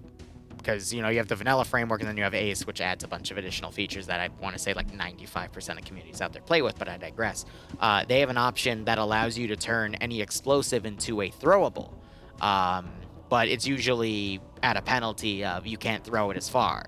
So you can throw a charge farther than a satchel, but there's still, you know, much shorter distances than an actual grenade. But you can throw a charge about 8 meters, whereas like a satchel, you can only chuck like 3. Yeah. I mean, that's literally something you chuck into a window or chuck over a wall and run like hell. But that's to kill like an incredibly fortified position or literally like blow up a freaking building. So. Yep. I'm going to be honest, like I could see the warehouse objective working. I just don't see the manpower and I don't see, other than you, any Op 4 commander that would actually try that level of strategy. A lot more of the commanders are conservative and they would go for like the barracks play or the construction site play. I'm really surprised though that they're going for an all eggs in one basket strategy here and they all started from this one area. Vagrant is a pretty intelligent commander, despite what some people may think about him. No, I think he's pretty decent compared to some of the other ones I've seen. That don't like him, because we operate on you have to follow the commander's orders no matter what. Yep. And that causes a lot of people to not like certain commanders. Yeah. But Vagrant, he's a really smart guy. I think this is probably something that I'm overseeing, but he's seen. So we'll see how it plays out. I mean, it is a good location with the forest, so I'm interested to see how he uses this forest. Because if he uses it right, he might be able to kill Blue for in detail, defeat in detail. I'm going to be honest, though, in the command position for any PvP community, you're going to have people that hate you because of the orders that you have to make on the information that you are given in the operation. Because this is a game, someone is already unconscious. I don't know how, but Arcane is, he had a dish gun. I think the dish gun knocked him out as he was carrying it up. Excellent. But back to my point, this is just human politics and shit. People are going to dislike you for a decision you make in the moment, because someone has to make that decision. It's really funny, though. I have an op on Sunday, part of my Discord framework, and people just have a phobia of being the squad leader. They'll do any other role, even team leading. But the team leaders, I will admit, were the last slots taken beforehand. But everyone just doesn't want to be the guy in the decision booth. I had people going on the reserve section before squad leader was picked, which means I have to now revise the rules of people can only go on reserves when all slots are filled. Otherwise, they will be moved to the closest opening role at my discretion. But my God, people just... There's just so much taboo around leadership roles, man. Yeah, it takes a lot of confidence to step into leadership. Yeah, but you can play everything right as a leader and still lose because of how a scenario is set up, and then people will still be mad at you because, you know, everyone lost on your side, but there was no way to do it. And that logic can be applied to so many things. That's why some people don't like YouTubers, or some people don't like other types of certain people, and it's just a mess. Yeah, just typical human stuff. Yeah. Did they build these defenses? Yeah, they did.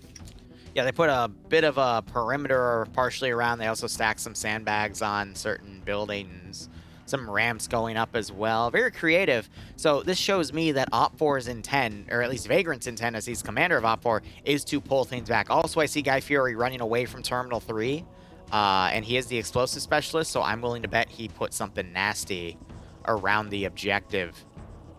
Now, when you're putting explosive traps down, you have to consider what you're putting them next to. Let's take this red crate here, and for Maz, I'll reference, I just heard some gunfire there. Let's say they put it on the southwestern side of this red crate here. That means everything to the northeastern side of that crate isn't going to take damage because that crate is going to absorb the blast. So you have to really shape your charges here to make your explosive traps as powerful as possible, because some people don't do that, and then they're completely ineffective, which is very unfortunate. So Blue 4 Charlie got caught out by Op 4X right here and have taken 2 casualties. I think one of them back up, though. But Liru is still down. Yeah. Some people don't like any people. And, I mean, really 418, that's need also to kind of me at this point. because they're not in a position to attack. I don't like dealing with people. And these are the new Eden guys, by the way. AT was just launched over. It hit next to Liziak and knocked him out. That was from Stark. If that was HE, would have killed everyone. Yeah, but they don't have any HE. They're using AT. But hey, at close range, now that they, you know, brought explosive damage back to what it should be, it's actually capable of doing a lot more in terms of knocking people out instead of just tickling them. Another shot going in. Far left, hit the rock. So it looks like Blue 4 are doing what I would have done as Blue 4 can. They were trying to regroup or rally King Khan, or whatever the town in the south. King Khan, yep. But this western pincer's getting taken out, or at least stopped. Ah, man. But yeah, where Blue 4 is going, that means they're going to probably move into Terminal 1, take that for free, but get caught right there, right where Op 4 wants them, because they're all along that fortified area. But then Op 4 can move a team over to lock down the open area to the east of Cancan and prevent Blue 4 from pushing as well. So that pincer's screwed, and then you have this other pincer already getting caught up. This is looking like it's going to be an Op 4's ballpark here. It's just, can Blue 4 find a position to break through, and can Op 4 continue to keep them held? Those are the two questions right now. I mean, X-Ray's got a great, and Bravo 1 have a great position, because if X-Ray starts to feel they're losing fire superiority, they can just pull right back into that ravine, jump up on the hill with Bravo 1. There you go. Now you have a new line of defense. You've got some great supporting elements working with each other, but this is also one of the advantages of having X-Ray on the front line with that sniper to pick people off, and they also have the GL, which he said is going to be removed soon, but they have a lot of ability here. No, not that GL. The Grenadier with the GL was removed and replaced with Gotcha. They have another GL coming in. Looks like it's going to be a little short, though. But yeah, no, you got some smoke that was fired over to the south, and Blue 4 is actually shooting at it. A little confused here.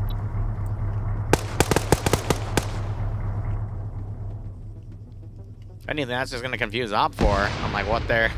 I see some of the scouts like looking up and around going, where are those shots going?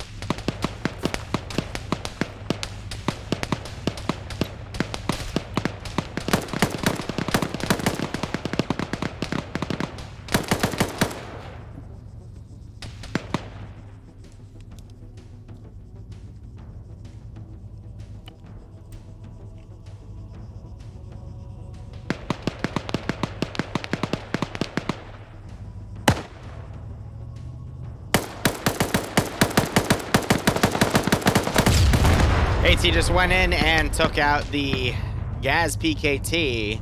Wasn't really doing much over there, so I'm not surprised it went down. Guy next to it. Yeah. That is Gordon McKenzie down for X-Ray. So the medic and one of the suppressed shooters. They're still blindly firing up there. See, it's really funny. I'm watching Blue 4. They're firing up on the hill with the church, but that's actually out of bounds. So it's because they saw smokes up there that I think they actually, one of their guys fired up there too. So it's really confusing to see all that play out. But now you got the M2 pushing forward. X-Ray doesn't have any form of AT though. Stark is up here. He's getting the AT out.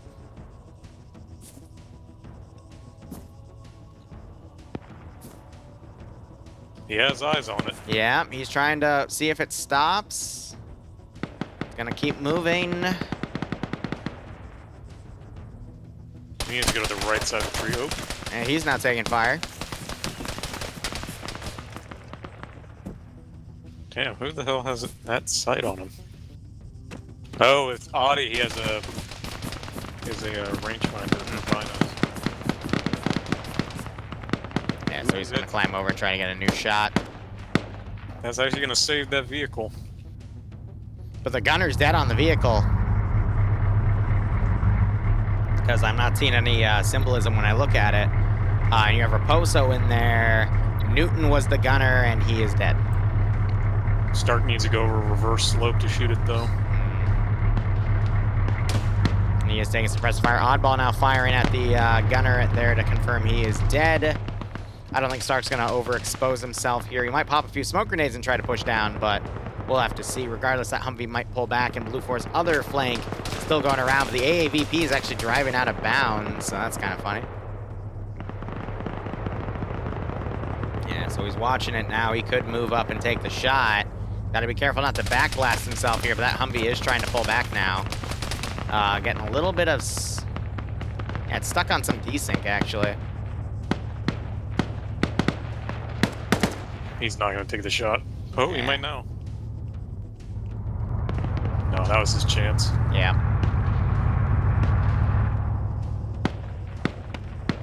So I think it was just the Humvee driver desync in there. Everything else seems to be fine.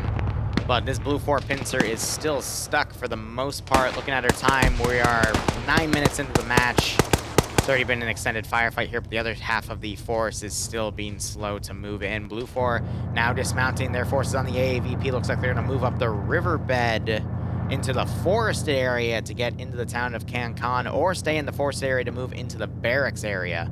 But as you predicted earlier, Blue 4 seems to be in a position to defeat themselves in detail here, and Op 4 is just going to be able to repel each attack.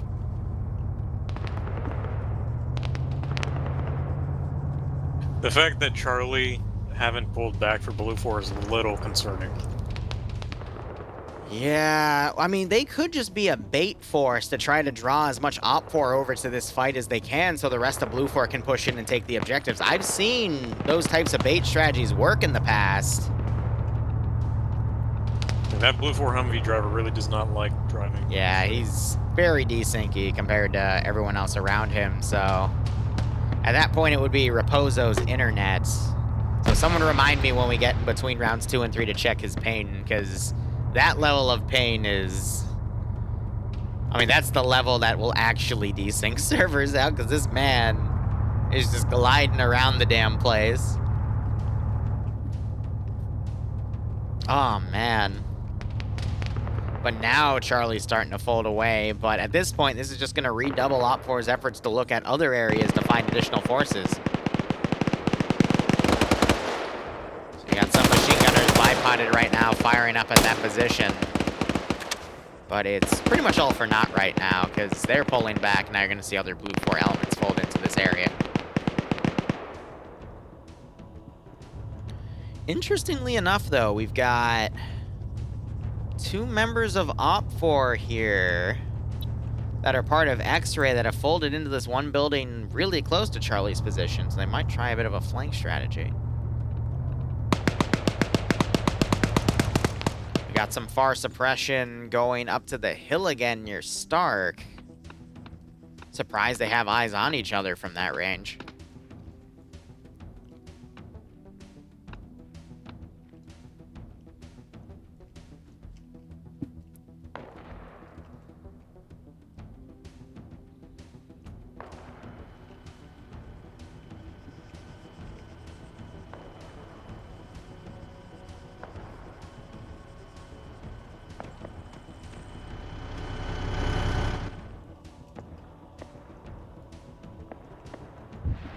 Ooh.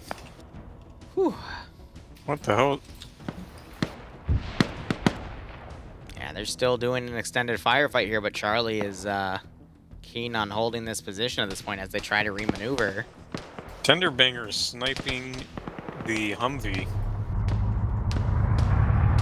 Bozo's still alive. The body was the gunner that just got pulled out. You have a team about to get onto Terminal 1's position.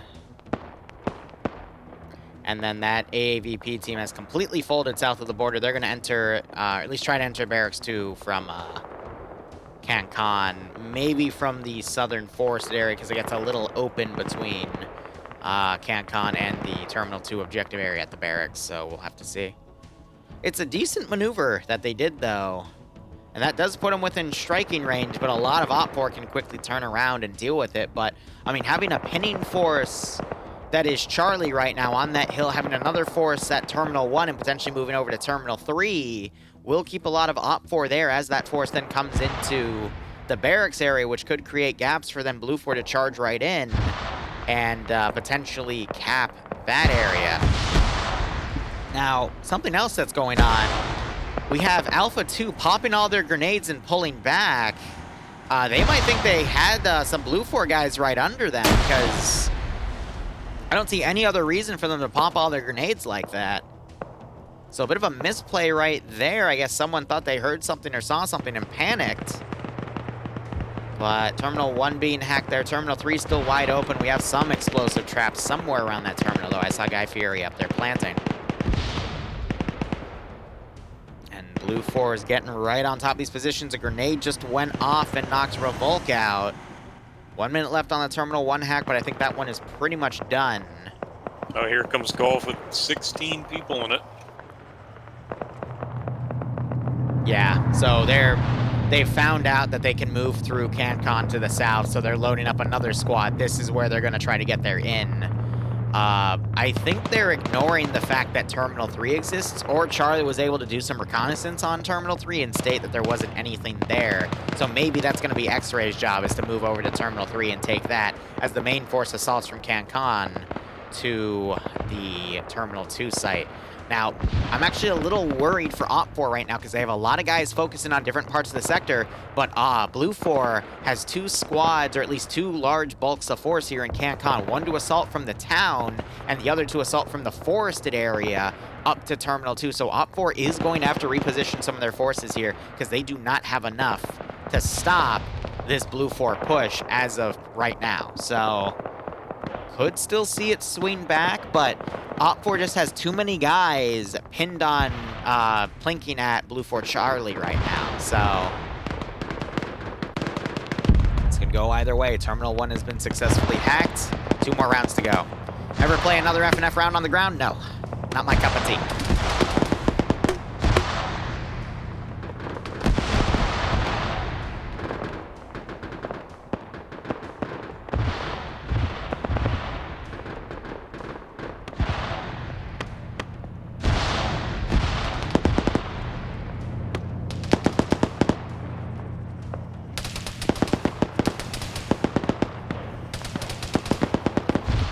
So you got Scandia Recon leading the charge on this flanking force. The BTR is in a forested area, not the best place for it. And you got Iander with AT as well. Oh, this is going to be beautiful. He's only got a 136, but oh, man. And then you got Fred and Malin with explosives. They could run up and put a charge on it because vision for that BTR in this forest area is not going to be too well. Now you got this massive assault going. Looking at the rest of Op4, they've started scattering their forces around too, sending forces down from the barracks area to now go into forested areas to try to flank any forces coming around. That's a smart play, but will it be enough? Maz, what are your 2 cents here? Well, it depends. If Blue 4 Bravo 1 get wiped out and Scandy gets stopped if these by guys Alpha, didn't throw their grenades, they would be in a good spot right now. Really big turnaround. And it also depends if Charlie and Delta Blue 4 are able to move down and strike from a thunderbolt. I just watched Thompson get blown up by a grenade, and the secondary one got him. So this Op4 group popped all their grenades 5 minutes ago, and there was no one down here because they panicked or something, but now Blue 4's popping grenades up the hill. They've knocked out Sayek and Roderick, and Thompson got killed. He first got knocked out by a grenade, and the second one landed next to him and killed him as well. Oh, man. Now they gotta be careful as Araya's pushing here. Another grenade goes off. I think he was still in a little bit of cover, but the rest of Op4 is pulling back here as Blue 4 tries to flank around. Nast kills one of the guys running that I think was Griff. Now Despo knocking Nafs out as we get into some really nasty CQC fighting here in this forested area.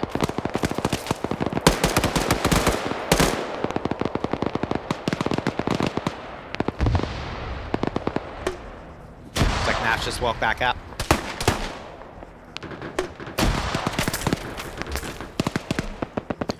More grenades being thrown over, but Op4 otherwise is still pulling back. Meanwhile, that 5-man Op4 group on Bravo 1 we saw flank to the west, engaging. The Blue 4 guys are pushing up on this angle, but we also have Bro Hunter trying to hunt, but he just got into a 1v3 firefight and literally shot to shit. But now you got the BTR, yep.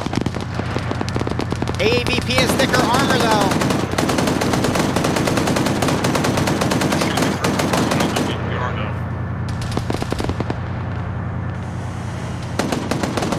Oh, they're turning like that. Yeah, all right, KPTV firing.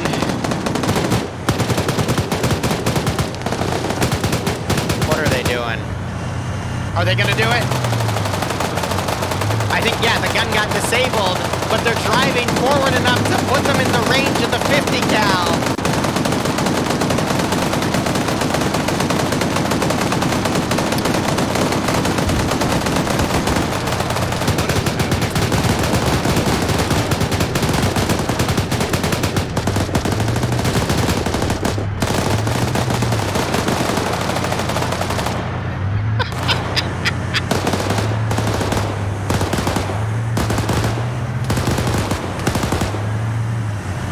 Yeah, the gun is disabled.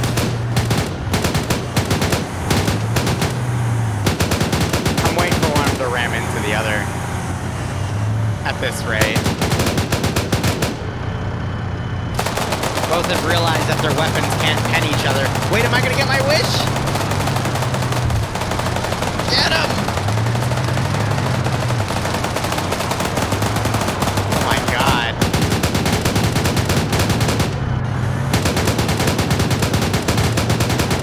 Come on, joust. The BTR doesn't want to, but the AAVP is demanding it.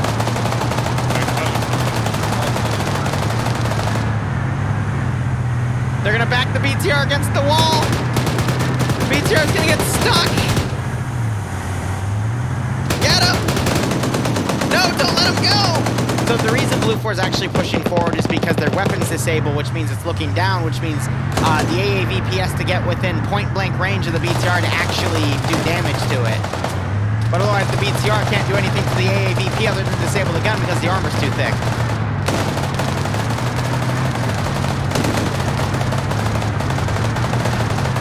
This is brilliant.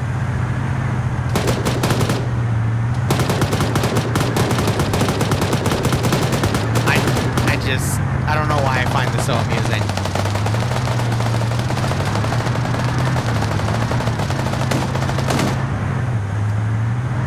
Because I know as soon as I start looking away, they're gonna ram into each other. Otherwise, real quickly, we've got Green Shade, who's made it into the barracks area. There we go. Engine's knocked out. So they finally got it for the Blue 4 Vic there, but I think that's all the damage they're gonna be able to do. Holton, I think getting out, throws a charge. Here, catch. I don't think the charge is going to do anything. I mean, it did damage to the Vic, but that was it. They need a satchel to actually blow it up. They're just going to leave it for dead at that point. But otherwise, we have X-Ray, as I predicted. They're going to be going to Terminal 3. Charlie for Blue 4 has a few guys running around trying to take them out. But otherwise, Bravo 1 pretty much destroyed Blue 4 Bravo 1, and they're clearing up the remnants right now. Yeah. Oh no, Spiky. Oh. Olaf flanking gets Jack, trying to get Dekram though. Gets them knocked out as well. Terminal 3's hack has started. Green Shade, who was in the barracks area, I think was found and taken out. Fred just ran up and threw something in. Was that a charge or a satchel? Charge. Charge. And no, that might have been a satchel with the size of that explosion. That got, I think, 2 people at least. I saw twins get blown away.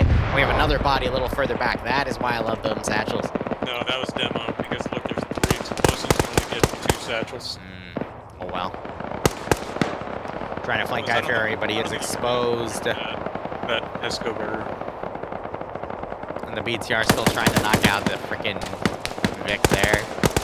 But Blue 4's manpower is pretty much stalled here. X-Ray is going to have to fold in from the north to assist. Op 4 might be able to hold here, but it's anyone's game in terms of these numbers. Malin trying to run up, taking machine gun fire. He would have gotten killed to Schnuffles, and Schnuffles double taps. Fred also taken out. Parrot caught out in the open by Artisan and Akuzi. Explosive going off, minimal damage. Blue 4 down to 5 guys around. Got some GLs being fired around here. But the AAVP dismounting, trying to repair as the BTR suppressing it, which is quite cute. And then Charlie getting harassed by Op 4 X-Ray, who only have 2 guys in the field up here. But Blue 4 is only down to 7 shooters. As Tilsitter is just playing with his food, kills Bartik there. Audi looking around. As Tilsitter pushes with his handgun. Put some shots in Audie's legs, and Audie's like, what's going on here? Audie now comes over with the 249 and dies. Oh my freaking god. And they killed someone in the BTR too. Griff is somehow dead completely on a different side, but I digress. I don't know. Yeah, for some reason the driver opened the window. Amazing. Tilsiter then died. Bates is now looking around. Might catch Ant out of position here. Yeah, Bates is gonna follow him.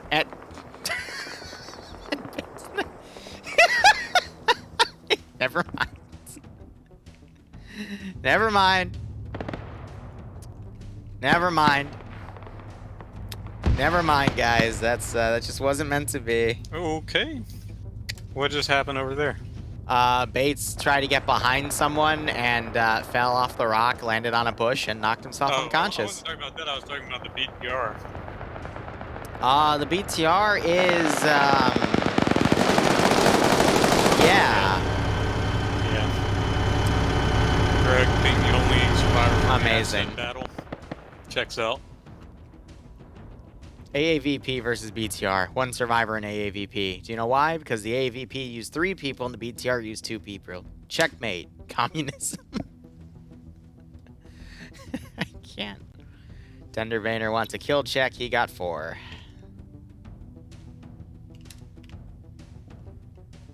I can't type for some reason. I've never been. You able have to hit the escape key and then you can type.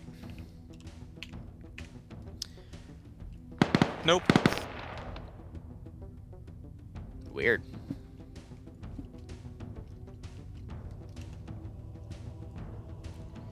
Bates woke back up. He's got 5 people around him. And he gets knocked down again. All right, Blue 4 only have a handful of guys still left around. They've got X-Ray moving up, I guess, to pick up the other guys. As the stragglers of the original assault fight for their lives. Mass and Gabian versus Keenan Bayan.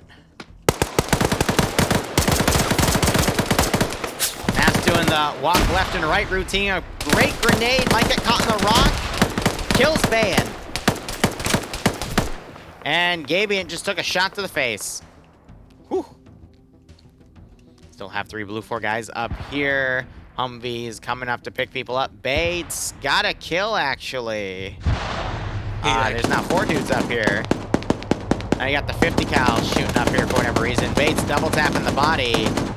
As Khalil's looking up for him, but Bates pulls back. You have this M2 Humvee coming up here.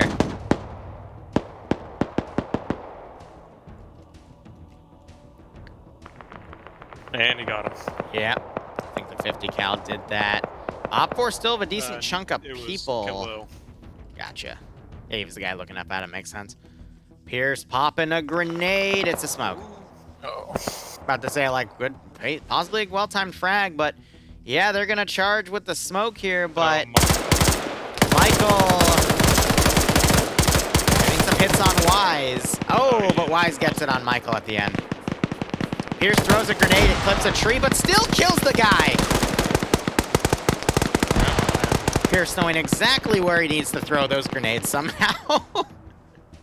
When you fail to throw, but it still works out for you. Oh, man. Pierce now cooking a grenade. And he hurt himself with it. Excellent. His teammate's also dead. No. No, he didn't just kill his teammate with that, please. I think he actually did. Oh my god. That or the GL killed him from the enemy. That's crazy. Alright, well, Blue 4 have fixed the BTR, and they're going to move that in as, hopefully the rest of Blue 4 up at Charlie's position will mount up in the M2 Humvee and move down as well. Pierce throwing most smoke grenades as he attempts to solo this objective. Even though we got Skip and Shy nearby. Shy with a 240 Golf. We also have Olaf here who's gotten a few kills. He has a 240 Golf and he's on 3 kills with it. It is and then Skip has 6 the for Op4, 11 for Blue 4 right now. Yeah. Wait. 7 for Op4. There were two people on yes. top of each other. Oddball was jerking Stark off. Don't worry about it. Despo finds that suppressed dude and blows his head off. Pierce still, he's literally popping all the smoke grenades he can to move in as a ghillie suit boy. Anyone's game. Yeah, right, you gotta write the timestamps. Easy.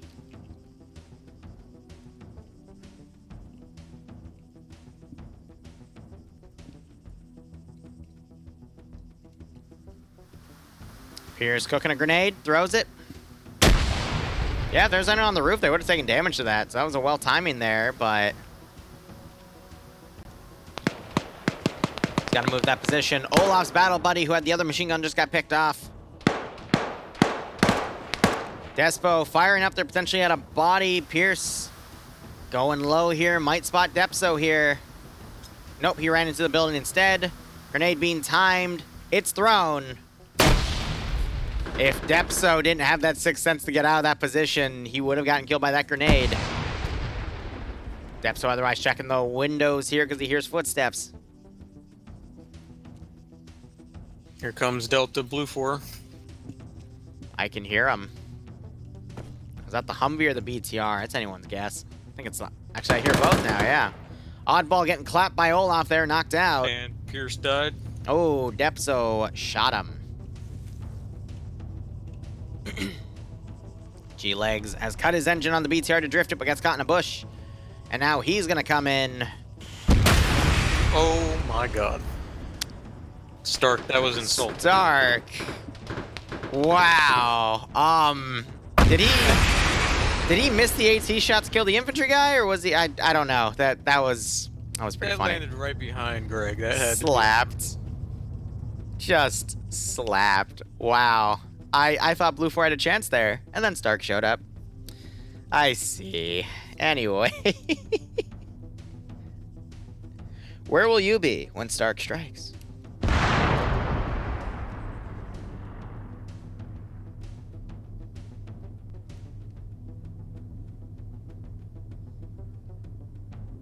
Now we're just waiting for this vehicle to come up. And we also have Olaf back here, still on those 3 kills. He's got a big open area to go through here, so he's got to be extra cautious. Maybe he'll pop some smoke grenades, maybe he'll charge it. And then you got Blue 4 with 5 guys on the Humvee crew.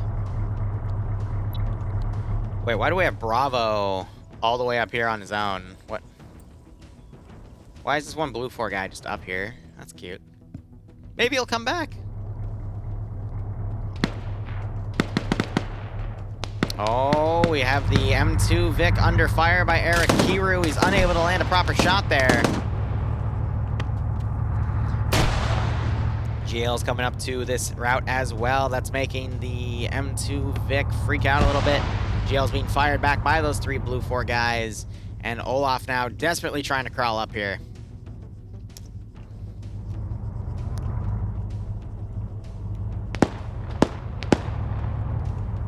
Oh, Olaf, smoke was the worst mistake you'd make right there.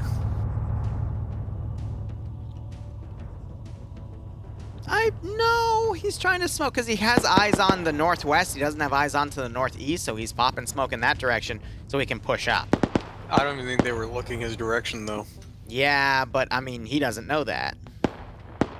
Well, yeah, that's why you never pop smoke when you're that Yes, close. Alan, you had a wonderful vehicle battle, buddy. Oh my gosh, Recruit Bravo from Charlie. He's running down the road. He's gonna one-man this. He's finally not AFK. Yep, we're just gonna see him do it. We are past the 45-minute mark. Speaking of AFK, we also have Malin all the way over there as well. Neat. Olaf now pushing in as Azuki watches from a bush. Looks like Eric pulled back. You got those 3 Blue 4 guys still on the ridge here, not wanting to push in the open. But Vagrant has spotted them and starts firing. No hits there. M2 still blindly spraying into that smoke.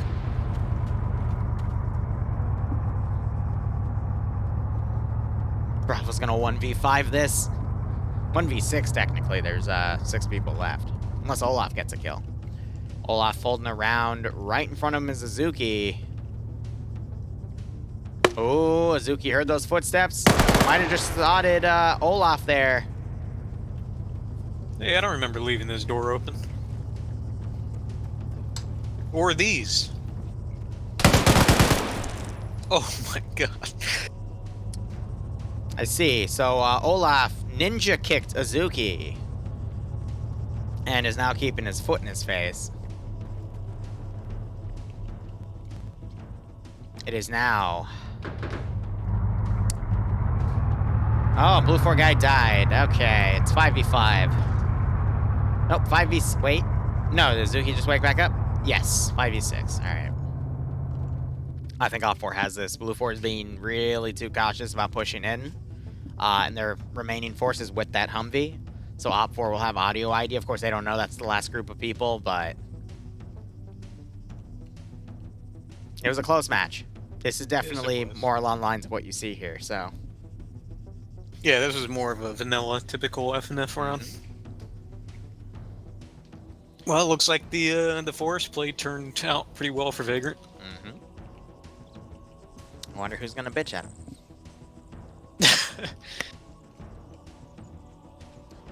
Yeah, so Blue 4 is stalling on a body right now because they don't realize he's dead. Again, fun fact, if you can't drag or carry someone that's unconscious, it means they're dead.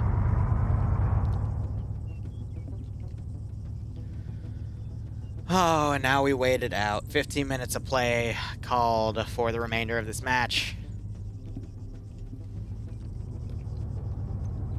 Despo has AT ready to go, but that Humvee is just being cautious. They do have light AT. Yeah, Despo's also picked up a... oh my god, he's going for it. He's had enough waiting. He wants to go destroy it. He picked up a Carl G.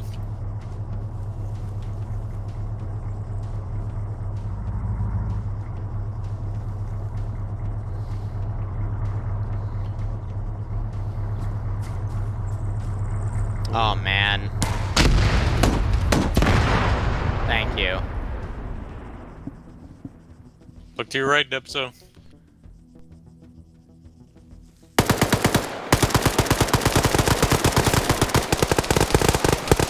Oh, takes a back of the head headshot. That knocks him out.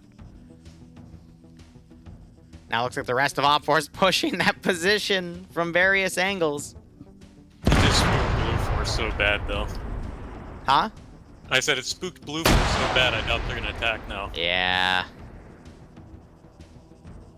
I think it's over here. Depso had a grenade blow up in his face. He's not dead, but I saw shrapnel hit him, so. Now you got Stark, oddball. Ah, my god, he has been summoned. Stark picks off 2 people. GG. Khalil making a run for it. Depso not even bothering to bandage. Oh my gosh, where's Recruit Bravo? He's dead. That's why Blue 4 lost. Recruit H getting hit as Stark comes around as well. Double tap on H. Khalil runned up to as he's bandaging. Stark gets the kill and it's over. The fight is over. All of Blue 4. And Malin disappeared. Yep, it's over. All right. Where's the call? There it is.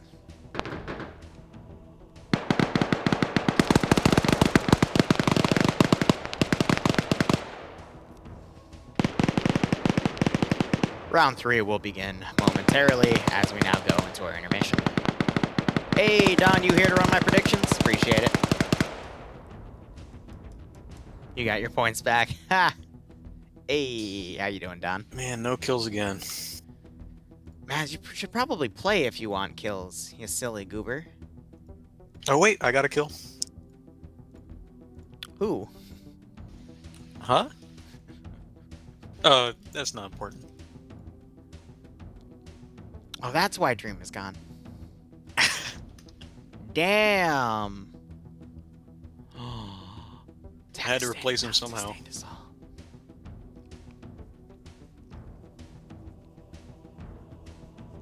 I'll be right back.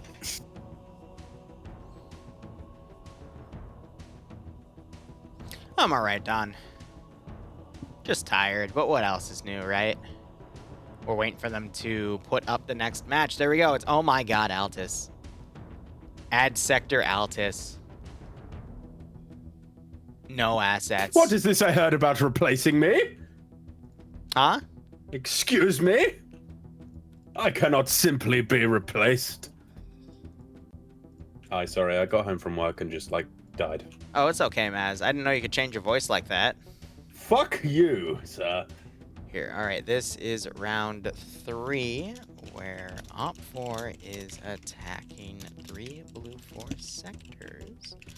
4 has a 7% advantage, but neither side has any assets. Cool. And let's go ahead, go to As I was Altus here, or excuse me. I cannot be replaced. I know, Everyone Maz. loves me too much. I know, Maz. Calm down. You don't have to do a fake accents, man. We all love you here. Alright, I'm back. Oh, hey, guy I murdered. Excuse me, what? Dang, Maz, you can do 2 voices at the same time. Usually when I try to do that, it stresses my throat. That's crazy. I've inherited, This Dream. is preposterous. Wow, you have a soundboard to play things while you speak too. Cool.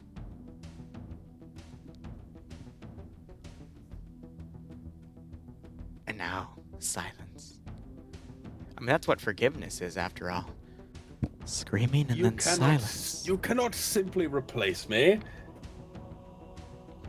Liru asked Dream if he's late because he's going for Boris's job.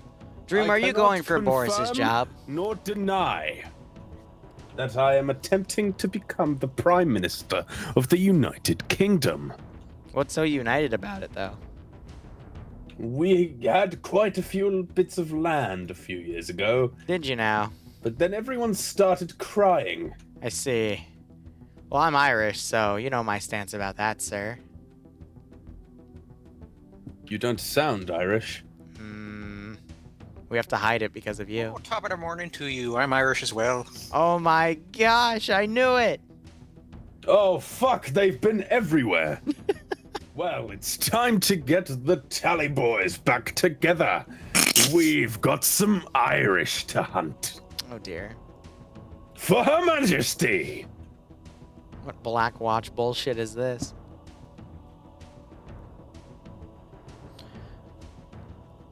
Op4 won the previous round. Op4 also won the first round, so... Yeah, I predicted all of that. Yes, Dream, are you you gonna did. take over shoutcasting?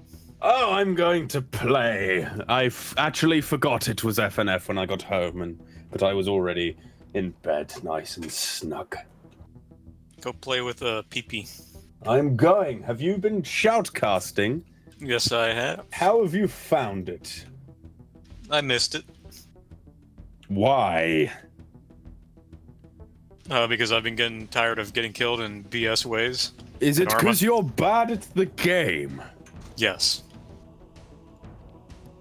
I If am bad, you mean fourth on the Wow, list. Dream, look, you have someone to talk to about the game now, who has a common interest like you.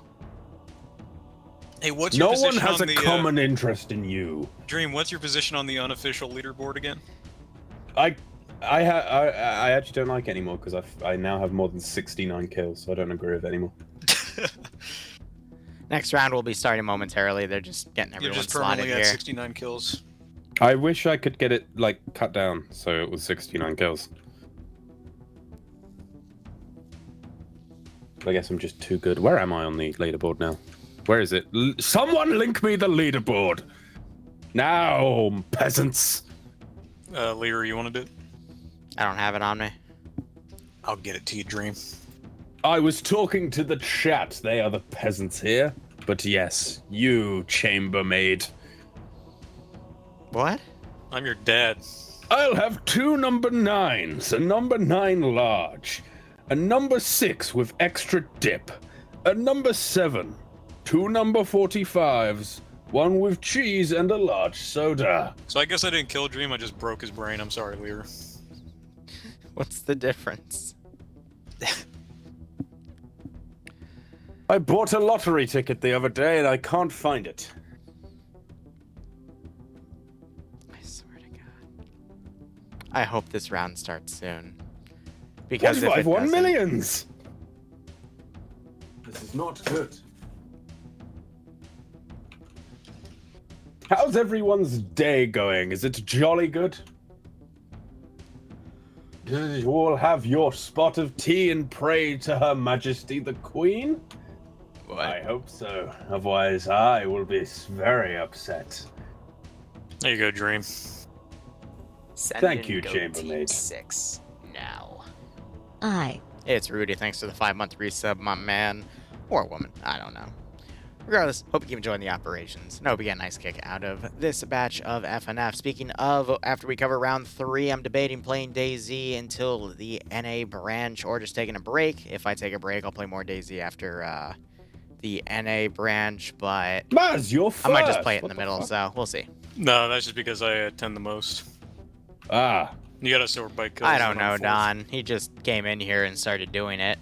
Hey, what do you know? Bay is #1 with like ridiculous amount of kills. I mean, what else is new? So I don't know how to count. Bay is #1 with 841 kills, and these don't include grenade explosives. And then Flux is the second in line, and he is 609. So there is like a 237 kill gap between first and second place. Not surprised.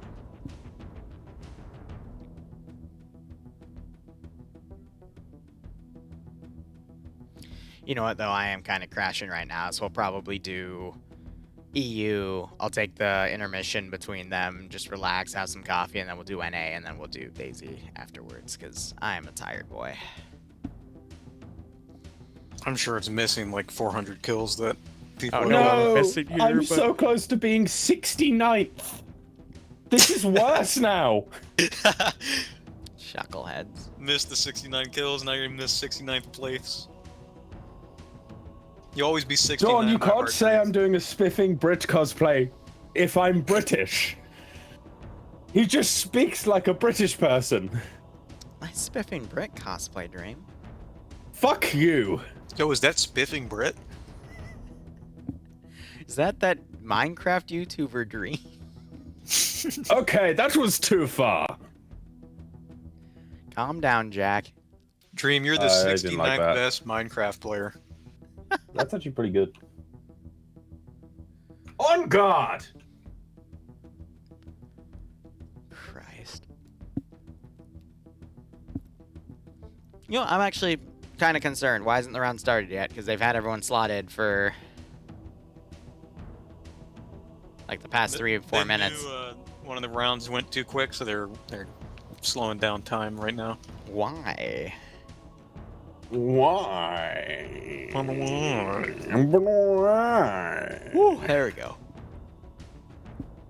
My chat saying nice British cosplay dream. I know you've been working on it for a lot. And Oh, shit, you're playing from my phone. why am I playing from? Why do you watch me on your phone?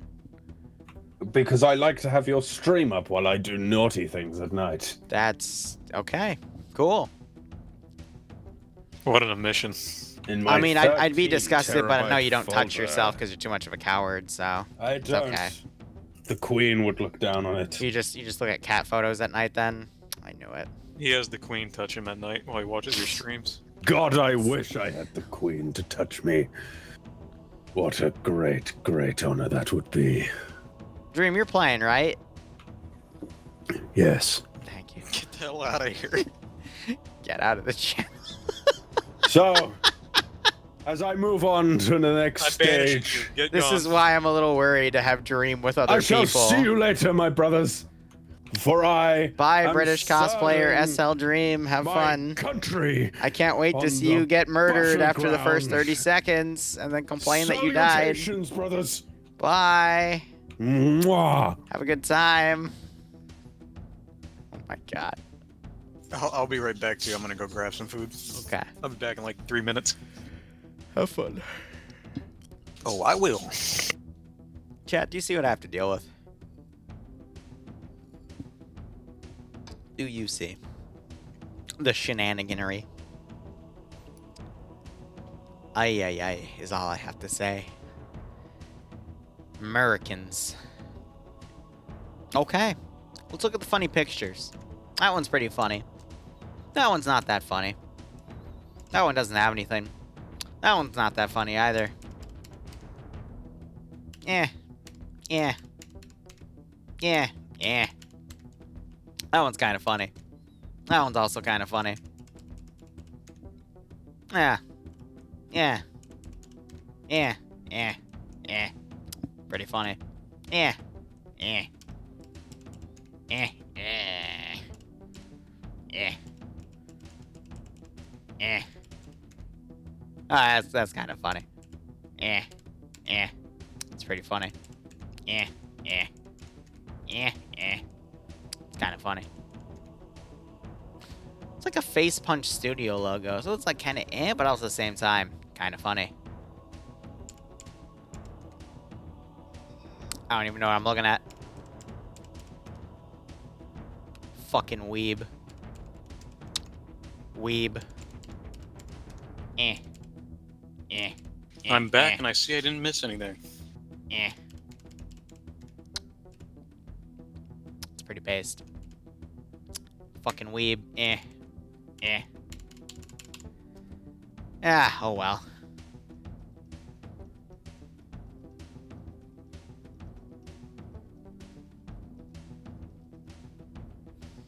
Maybe one day we'll get off the black screen.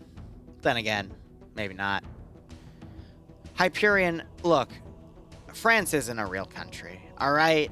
No one would put up a giant penis monument and make up a culture about painting your face white and pretending to, like, not be able to speak, alright? France isn't real. I mean, have you ever been to France? Actually, I think people in chat have, so that argument. We saw the map for a second, for a brief moment, Mass. Hey, Naked Megan. Dream, get off the stream, you're playing. Oh, stream sniper. No wonder he stream snipes. He's British. I should have known. Anyway, mission dev. This one was made by Banks. November 2030. He's starting all of his missions like that, but following the escalation of tensions between NATO and Russia and Georgia, former NATO member state Turkey, in anticipation of a wider conflict, has started to aggressively pursue its interests in the Mediterranean. On the island of Cyprus, it has sent an infantry platoon op force to secure a foothold ahead of, presumably, a full-scale invasion of the Greek side of the island. A small garrison of Greek Army Blue 4 are all that is available to fend off the explorationary Turkish invasion. Game mode is going to be add sector, op 4 attack and blue 4 defending. I would assume variable stats, 1 kilometer view distance, no magnified optics nor NVGs, but the defenders get double the general 125 builder point ratio, instead of getting 250. Medium anti-tank is going to be 1 HE round per side. Blue 4 getting the small op 4 getting an RPG. All right, interesting. Blue 4 gets uniforms here. Again, breaking things down for the Greek armed forces. You got platoon leader, platoon sergeant, squad leader, team leader, auto rifleman assistant, grenadier, grenadier IR.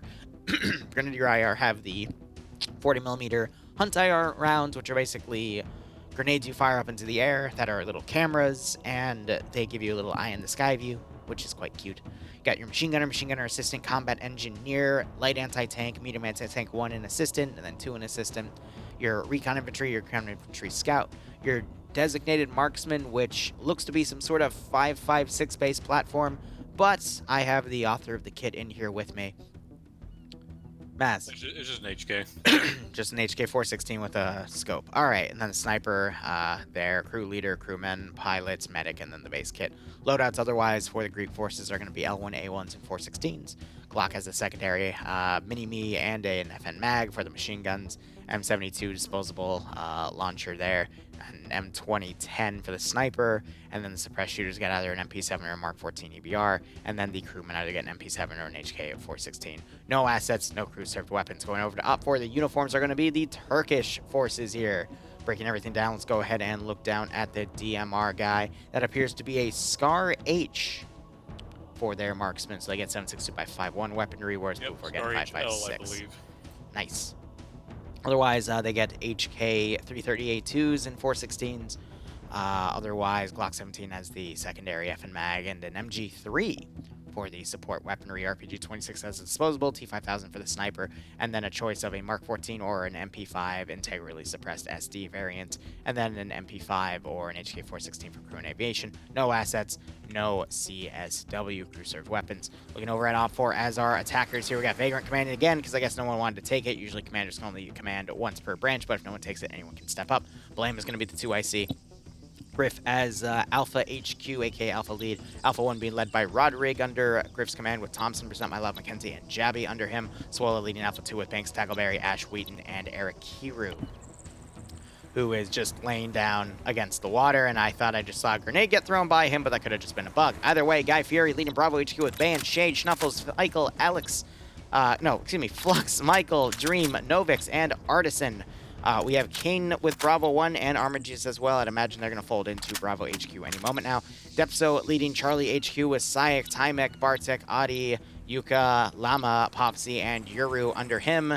And then Delta being led by Newton with Pierce, Martinez, Fonz, Pinty, Loki, Raposo, Laura, Khalil, Recruit Bravo, Recruit H, and Ant and Coco together.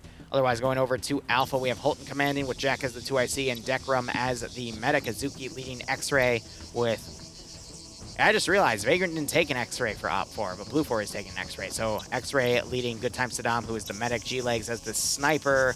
Wise as the 2IC. And then Gordon and Hunavar as the suppressed shooters. Gordon go with the suppressed Mark 14. Hunavar going with the MP7. Sam leading Alpha HQ. Under him, he's got Reapers leading Alpha 1 with Seasmo, Ravik, Spiky, Mutants, Galil, and Kabaya. Alpha 2 being led by Olaf with Shy, Green Shade, Tenderbaner, Mellow, Mattifine, and Fred. Again, the E is cut off there. You have to hover over to actually see the full name, because that's just how Arma works. Yanni leading Charlie HQ with Dooley. Under him as a crewman slot, which is weird, because, again, there's no assets, but that's fine. Gabian leading Charlie 1 with Nemesis, Whiplash, Perton, Tilsitter, Malin, and Iander. Nafs leading under Charlie 2, Cullis, Waldo, Dobbs, Azariah, Kazul, and Katz. Real quick, yeah, go ahead. On the south side of the bridge that's blown up from that little, like, reservoir or whatever, there are vehicles all over the place. There's a bunch at the hospital, there's some at the gas station. Probably for show, but maybe they're capturable. Only time will tell.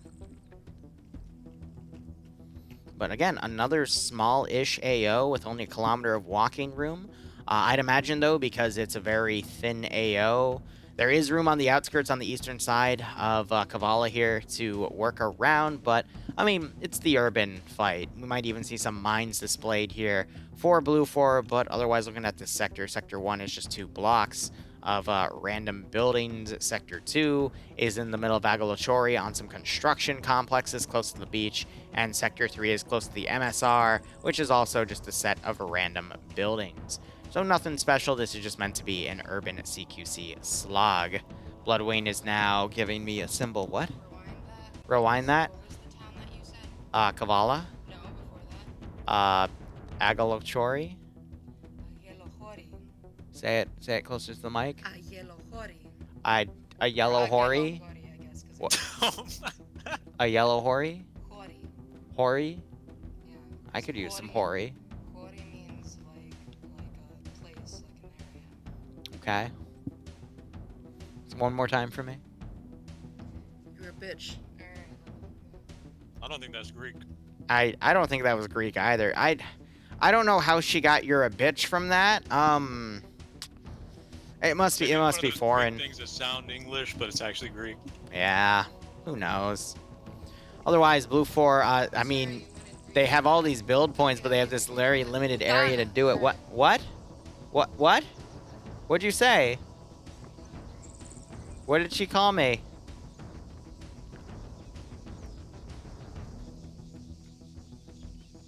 As a reminder, for the love of God, don't run out of Save Start to get in an asset purposefully placed outside of Save Start. What?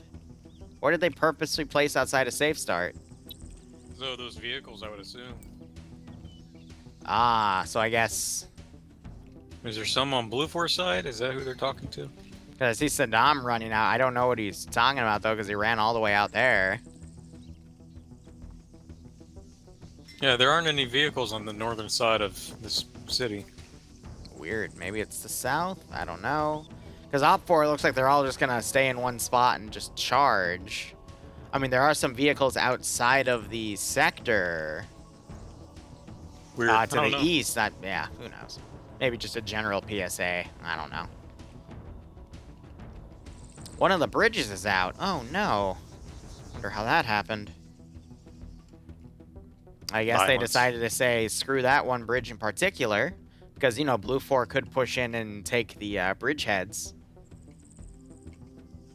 Roar asking if she's back to peg me. No, she is not. But thank you for your concern, I guess. Yes, Boo? Maz, I will BRB 1 second.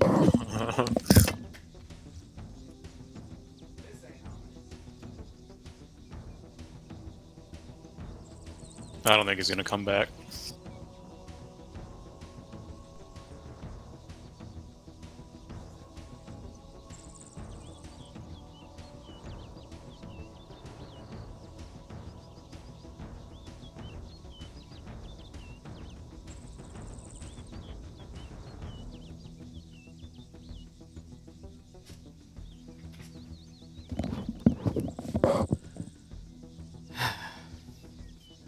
Alright.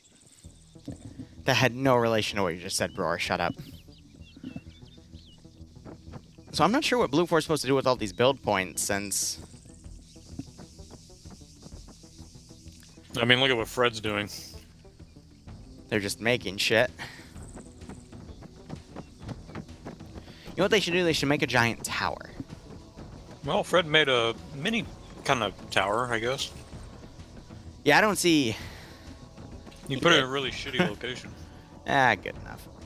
But I'm going to agree with what Gloomo's saying here. I probably butchered that name. I apologize. Not really relevant to this round, admittedly. We often see X-Ray get rolled up on by a Vic in many rounds. Is there a rule saying another squad can't hand off LAT to them? That's actually a good Maz question. No, there isn't. Yeah, so they can give Recon only LAT thing if they wanted to. The only things you can't give is sites to other people. Yeah. And that's because, well, I mean, you can. You just won't be able to have a site of your own. Yeah. Unless you trade. I've seen people trade sites, though. But I thought that same was going somewhere else, my apologies, but I don't really see X-Ray being useful here. Like, the suppressed shooters, yes, but the sniper, no. Like, unless someone really wants to play Call of Duty trick shot, there's no reason. No.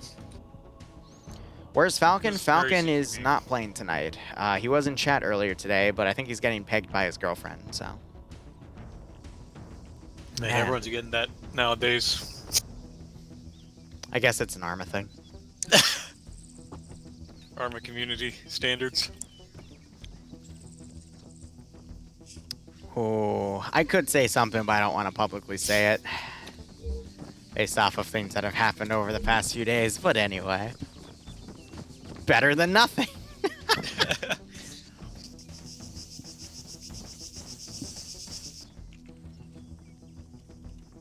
So how would you attack this, Liru, if you were up for? If I was Op 4 command, I'd draw a line and say, go my children.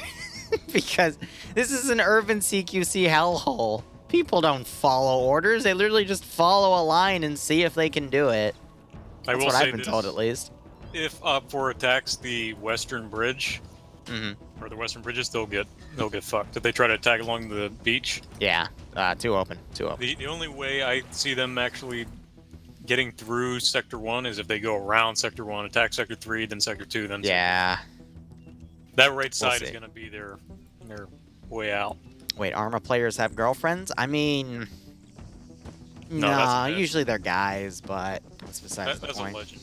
It is a legend. Look, what the... Look at the Papega Pirates on Op 4. Look on the ground underneath them. Who needs smoke grenades and pistols when you got...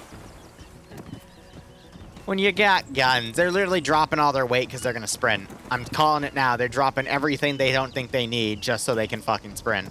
Yeah, that's all the flare rounds as well for the grenade launchers.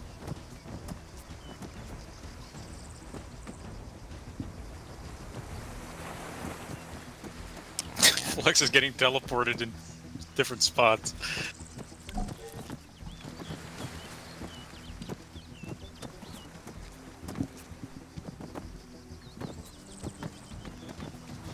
Brilliant.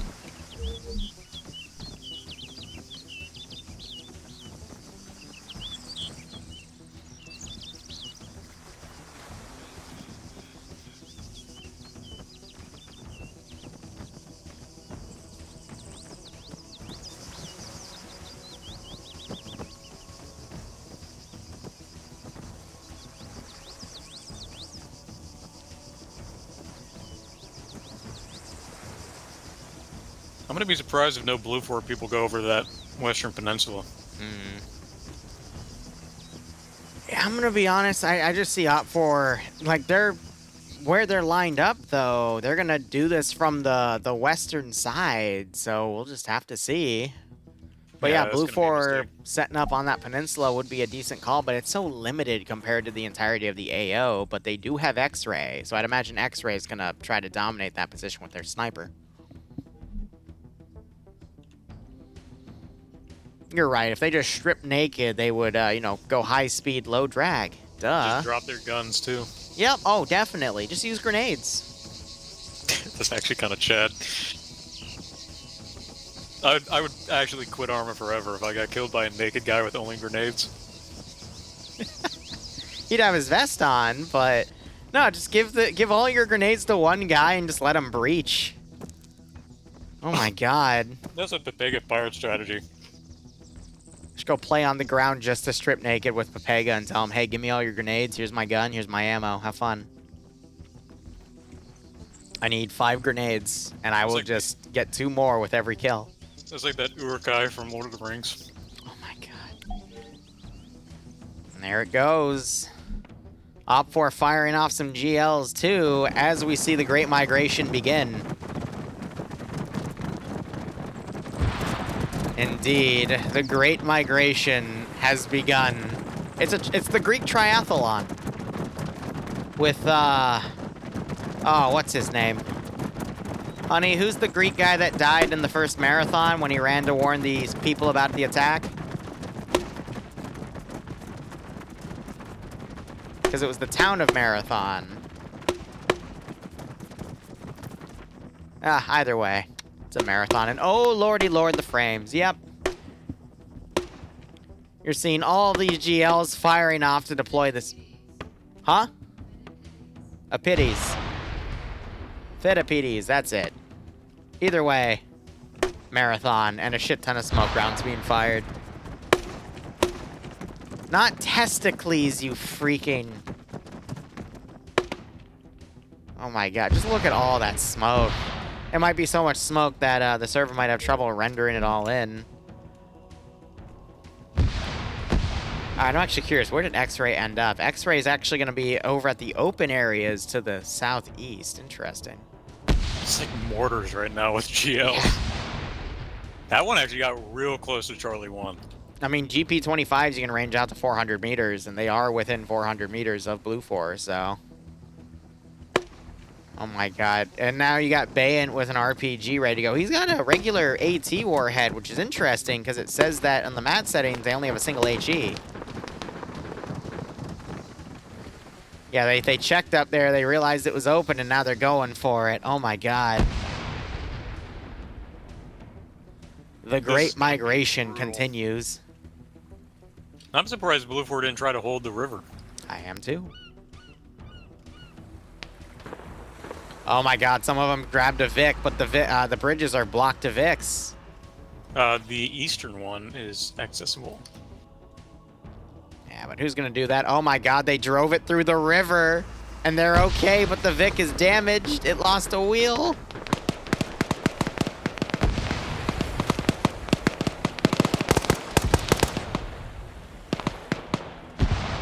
And now the shooting has begun. Thompson got blown up. Okay, so now look at the positioning of Op 4. It's not gonna happen. They're gonna do it. They're Look going to what it- charge. Machine gun fire on the beach.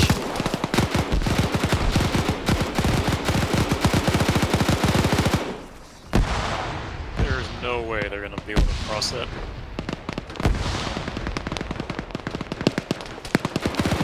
Now with all these open fields on these blocks, Newton leading. I mean, they could do it.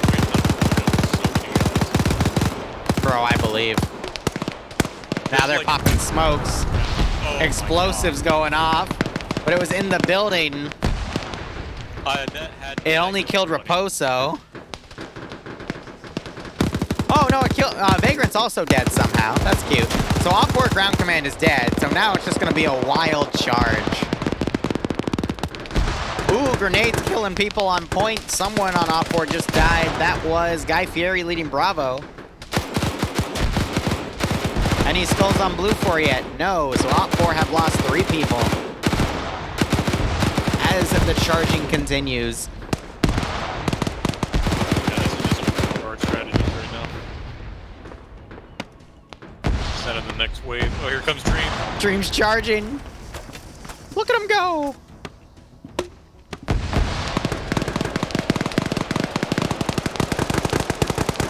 Vault the wall, guys. Flux going in. All right, Op4 starting to breach the perimeter. Got Op4 also going on the eastern side here along the graveyard and the church. More explosives going off as the Vic blows up. Oh my Oh god. man, did that get anyone? No, and the building tanked all of it. Amazing. Bayant running into Whiplash Nyander's building. Nyander goes down. Whiplash was in the corner. Tags Bayant. Plus runs in. 360s Whiplash and takes him out. That was the most glorious thing I've ever been part of. Oh, did you die from that explosion? I think he died from that No, explosion. I actually survived the explosion. Yeah, he did, and then something else got him. I don't actually know what got me, but it got me. So here's my fear. Blue 4 has like a squad over to the east, completely out of position. They could come back and flank later, but Op4 right now is just charging and pushing Blue 4's positions here in this Blitzkrieg style fight. So, a bit of insight. Yes. We were told if you died with a smoke in your inventory, you are a failure. I see. That's Vagrant for you. Yep. I'm fairly certain all my friends died. Oh, they're still Your kicking. friends are doing good jobs. Oh my god, my friend! Only guy in died. I do appreciate the traps that Blue 4 has made. There's been multiple explosives that have gone off, but they've just been ineffective because the building has been taking most of it. I was shouting about how I dislike the story part and stuff, and then I got told off. Ratvolk taken out. Blue 4 coming on the rear of Carpet.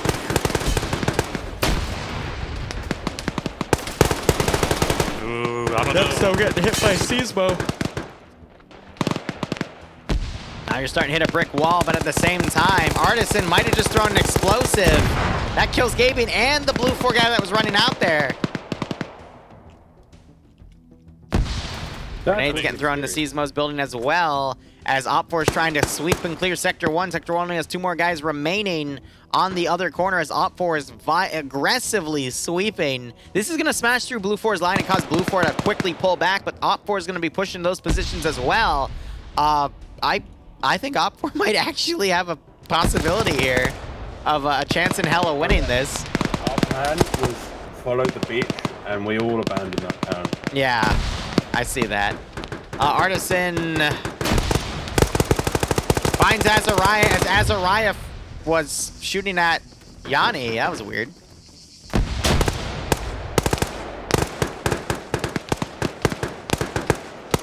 Artisan coming around. He's going to reload, thinking he needed to pull his handgun out because he was being flanked. This And is he where still- Op4 demo would be so crucial. Oh, yeah.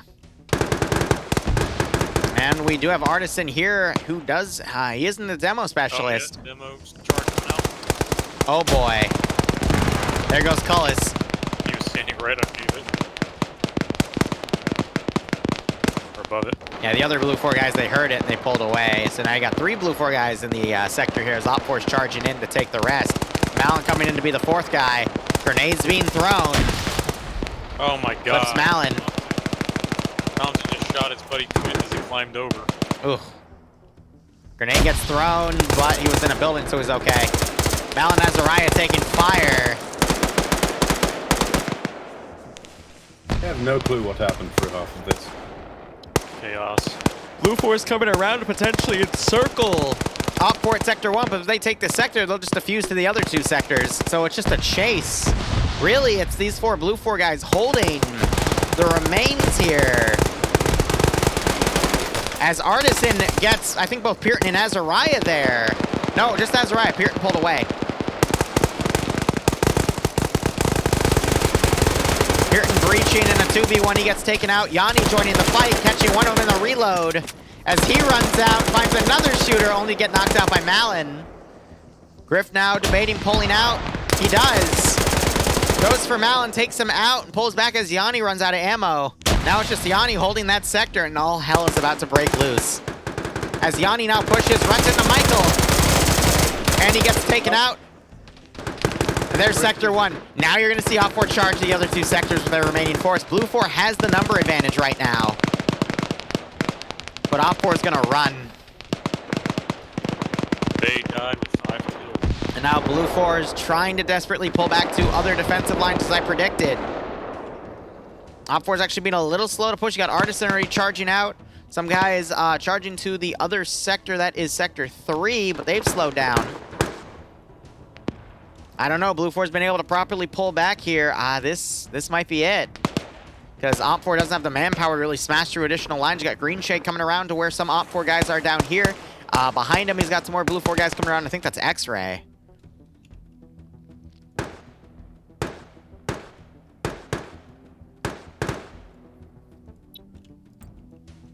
Oh, man.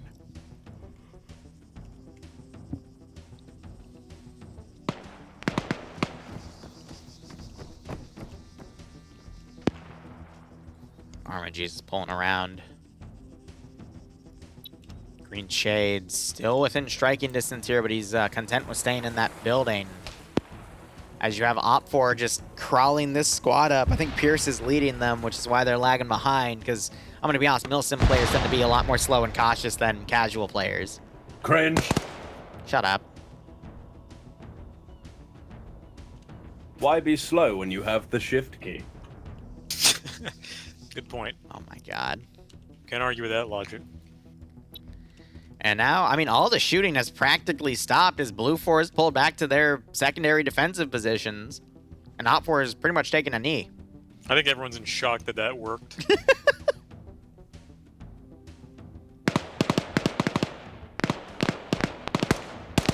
Green Shade spotted and gets into a 3-way fight. But he kills Pierce, so now we might actually see this other group move quicker since Pierce is dead. Armagy is running around getting more kills here. Mello throwing a grenade just over the wall. Armagy gets around the corner. Still takes damage from that grenade, though. And then Newton shoots at him. That's cute. Wait, I don't understand why Op 4 is holding here. They have to be regrouping or trying to figure out what to do next. Oh, so Command's dead. Yeah, he died. Yeah, he was one of the first 2 to die. Yeah, he died quite a while in, but no one cares. How did he die, Dream? How did he die? Look at the look at the, like, take the start of this round, and then just think, and then you'll have your answer. What, did someone shoot him in the back of the head? He was gunned down by something. Well, yeah, but he's in a lowland in the river. Then yes, he was probably gunned Probably down. sniped by and his body rolled back. Still little to no movement by Op 4. You've got some Blue 4 guys getting right on top of Op 4 in a building they're in. Martinez decided to look away from the window at the worst possible time and he gets mag dumped.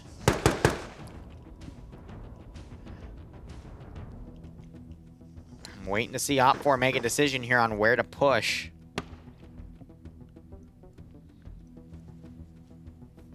Blue 4 still outnumbered. Oh, man. I was hoping this would just be like a 15-minute charge in, one and done, but now this is diffusing into this, where people realize that the rush has lost momentum, and now... I'm gonna hop off. I'll see you guys for a day. All right, see you, Maz. Skibbity boop. Adios.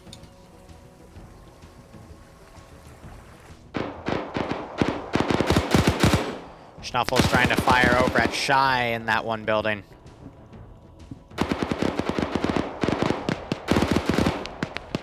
Now we have some people starting to move to Sector 3. That's the more lightly defended one with only 4 dudes, so only, 3 to 4 people pushing it. Could be enough. Op 4, meanwhile, that group to the south has turned around. They have a man down, but Blue 4 also just lost a guy. Wise line up some shots, double taps one of the unconscious guys. Also trying to hit Pity, but Wise then shoots at Pity in the middle of the road there. It's Loki who is now there. And then in front of him, Mittens was pushing up, but now he is stalled.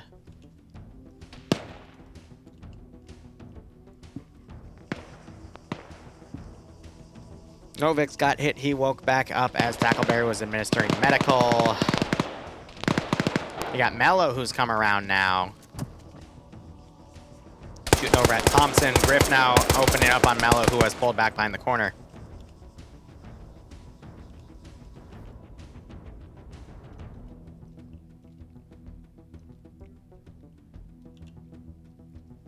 And Op 4 is making a decision to push all of its forces to Sector 3, which I think they're going to be able to get. It's just a matter of how many casualties will they take for then the final fight to happen at Sector 2.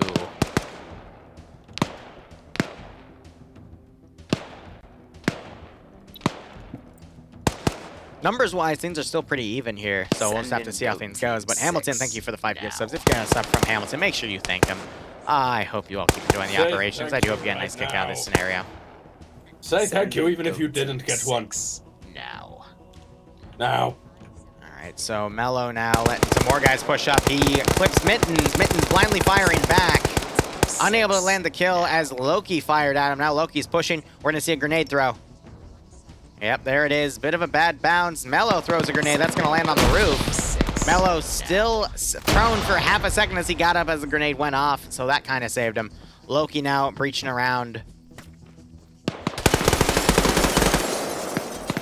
Ooh, Mello almost got Loki there through the window. Door is shut as that bad bounce happens. That's going to keep Mello there as he rolls back, and the grenade gets him. Tough play right there for Mello. It's funny, I'm in the server, but I'm watching your stream because I can't be asked to move my mouse. Amazing. All right, we got Novix pushing a building here. Azuki is above him. I wonder if he heard that door. He did not. But Novix missed his initial shots, but still takes a headshot by Novix. 3 people in the sector now as Op 4 starts to rush it. This could still go either way, admittedly. You got Jack firing down the street here. Not sure if he landed a kill, but I don't see any bodies.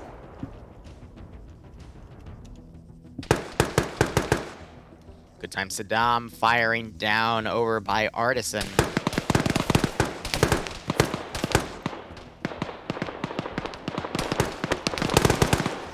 Khalil getting taken out as he blindly fires a GL.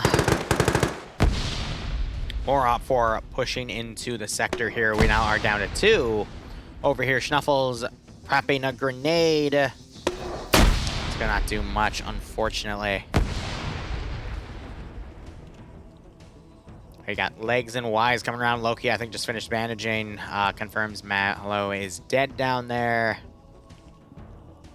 Got some Hunt IR rounds going up as well as Op 4 is trying to figure out what to do. And we have Shy folding in, trying to hit Arma Jesus, and gets the kill. Ouch. Well, I guess this is Jesus before Easter. What?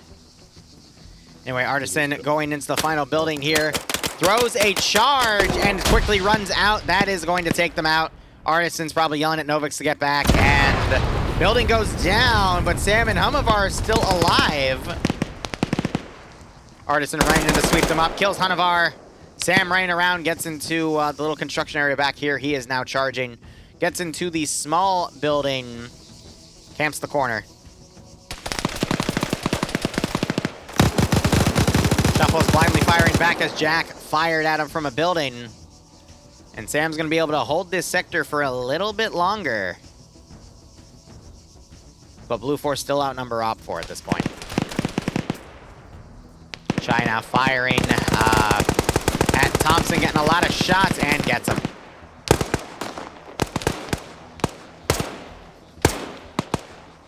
Artisan, I think, coming into Newton's building, maybe because he thinks that's an enemy gun. But he sees that it's a friendly. So Sam has successfully evaded elimination here. Because Artisan went to the other guy. Such an armor moment, yeah, right? This is Krusty Krab? Just Nah, like this I is evade Patrick. taxes. Oh, okay, Dream. Yeah, so he's just gonna chill right here. Yeah, and Op4 is just wrangling their brains trying to find where this one guy is. Newton might find that doorway. He comes in as Sam was throwing something, but Sam still gets the headshot.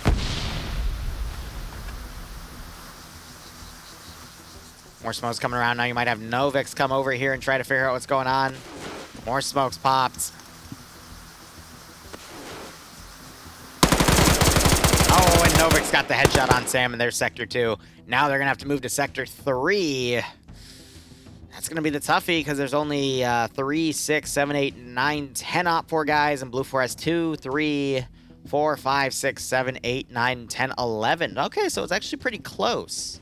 But both sides are a little stagnated here, and they're all pretty much different sets of stragglers. Op4 have more guys because they were all trying to take Sector 3 there, but how many are going to actually rally and move together here?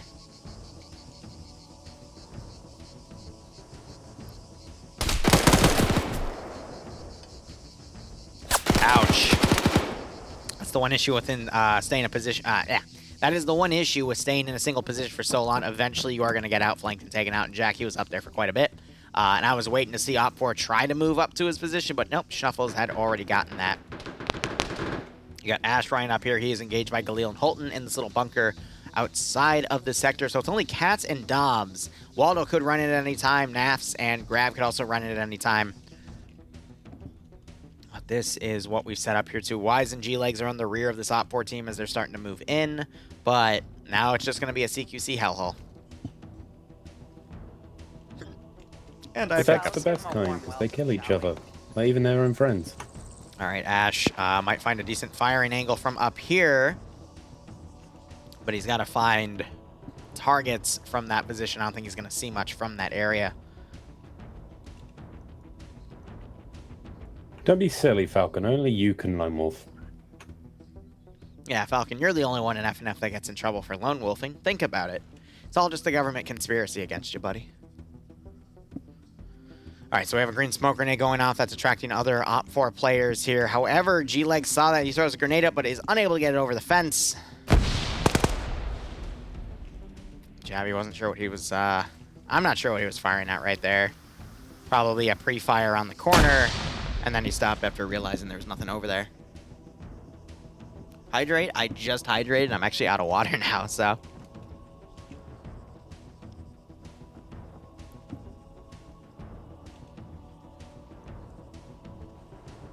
Alright, so we got 5 guys on the... No, 6 guys on the southern side against these 2 Blue 4 guys. So let's see what they can do in the meantime.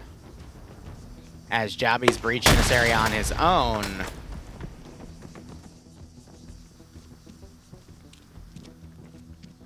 Wise trying to move in. Rodrigue. Both of them fire at each other from the window.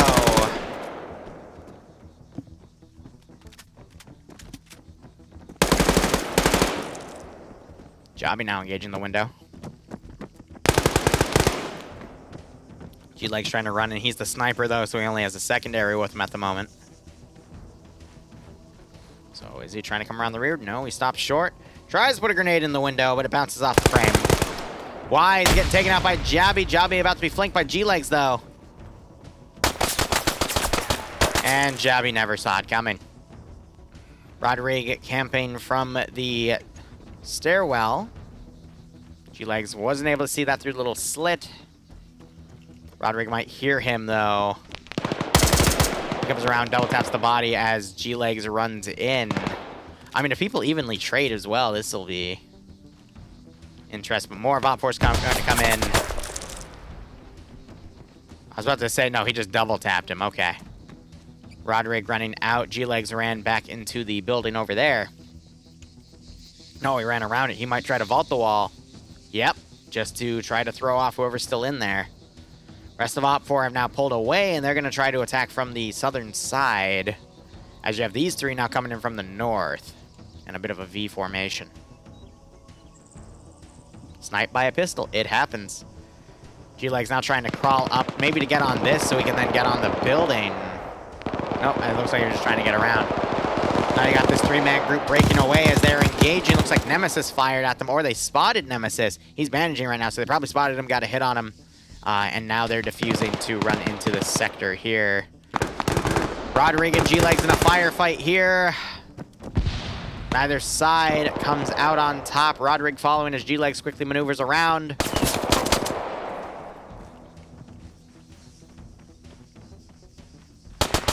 Oh my god.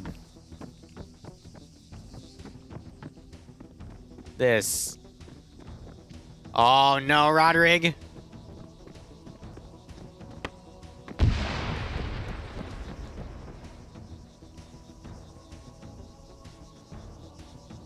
Oh man. That's funny. Ash, meanwhile, on the second story here as Holton is running around. We still have these three Op 4 guys around here with Nemesis holding from the building. Nem does have a mini-me, though. Might spot Artisan. He does not. But Artisan isn't looking up there either. Artisan instead spotted by Dobbs. And he gets picked off.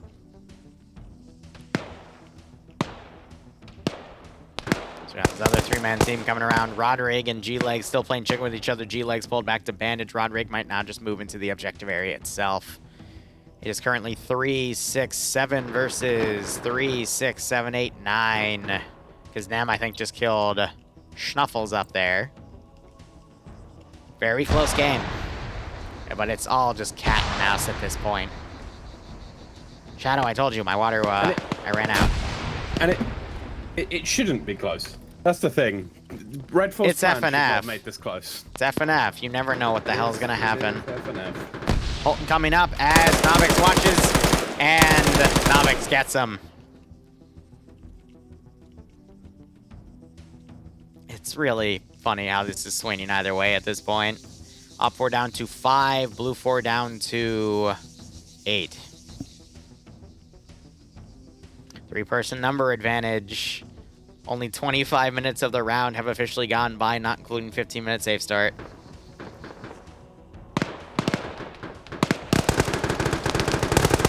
Nafs getting the shot on Novix through the window as Nafs camps the rooftop of a building. Op 4's down to 4. Our contenders are Ash, Rodrigue, Coco, and Laura. They're going to be fighting to take the sector from G-Legs, Galil, Waldo, Katz, Dobbs, Grav, Nafs, and Nemesis. Op 4 are in a bit of a pickle because Blue 4 has a 2-to-1 numbers advantage on them. Blue 4 is also playing defense, so they're allowed to camp and basically hold that one sector. And Op 4 have to be worried about Blue 4 sending forces in to counterattack them because Blue 4 have that number advantage, and that's why we have people like G-Legs stalking Op 4 players.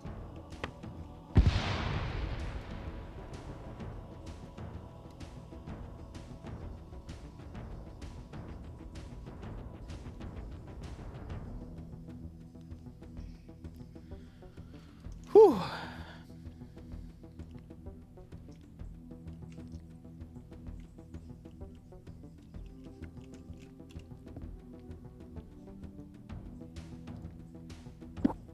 Why are Coco and Laura pulling away?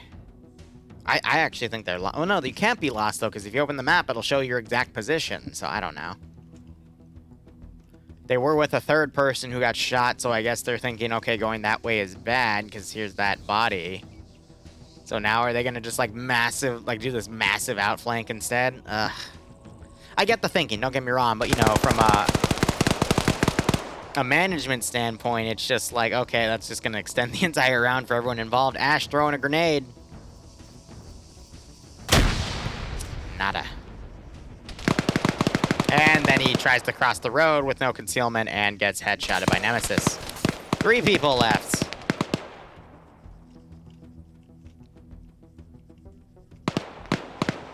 Roderick might have just spotted G-Legs as he turned the corner there. Oh, back into the massive map viewer. Roderick was spotted by Cats. Cats trying to put a few rounds on Roderick there.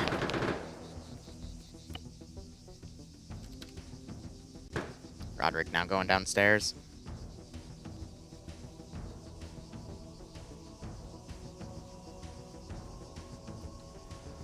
Now we wait.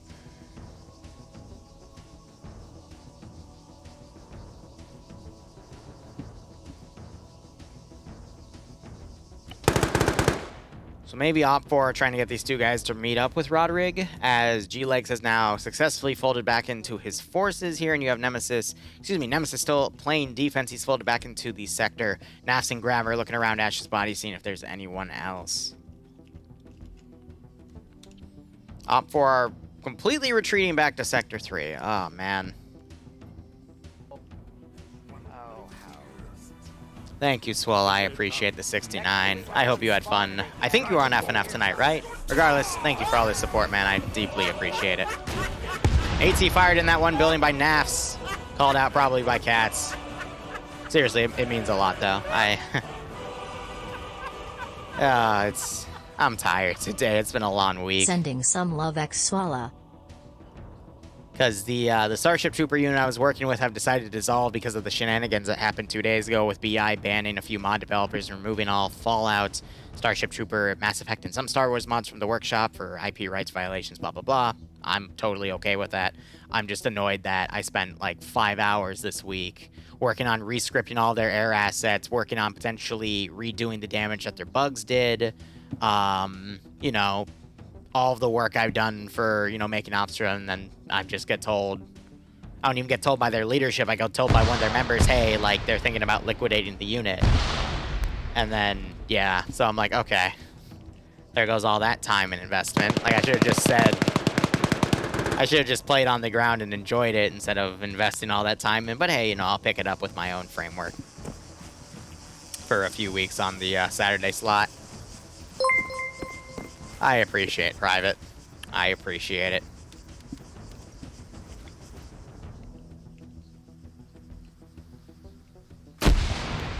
This one just rubbing out the dream, jeez.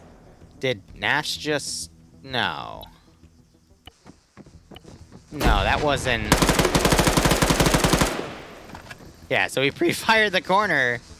I guess he got confused on which building Roderick was in, or Roderick was in there and he pulled away. This is just going to be such a slippery 20 minutes or so.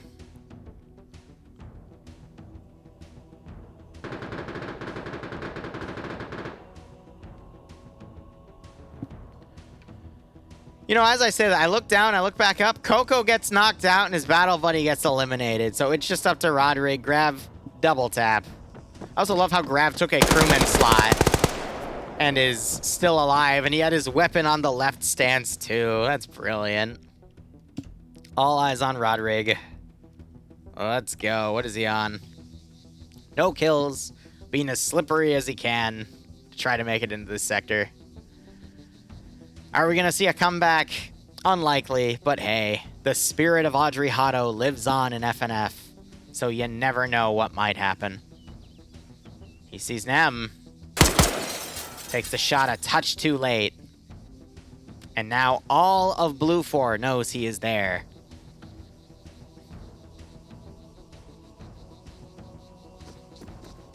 So Roderick, knowing that he has shot his gun, he has alerted the Horde. And now he will reposition. Blue 4 is now cautiously looking up in that direction.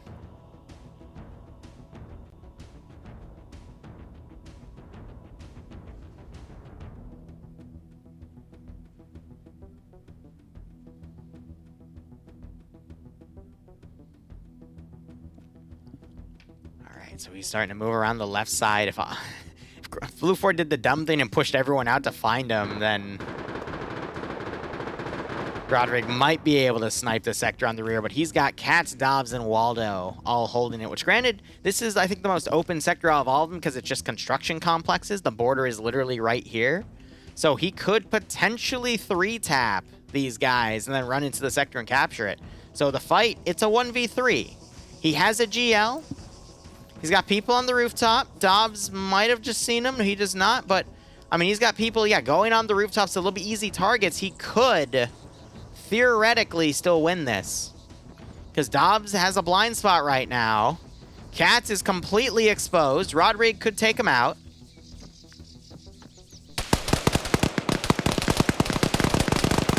Katz quick to run down. Someone else was shooting. I don't know at what. Now Nemesis is pulling back. But Rodrigue, if he wasn't able to make that shot at that angle, I don't think there's a chance. And now he's taking fire from Waldo, maybe even Dobbs was firing through that little opening. And now all of Blue 4 is folding back, so I think he just lost that opportunity there, unfortunately.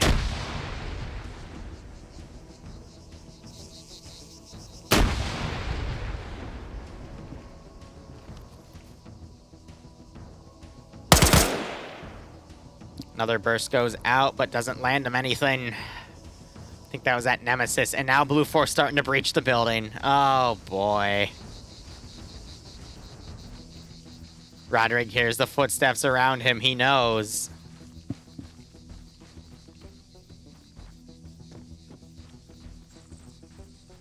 He knows.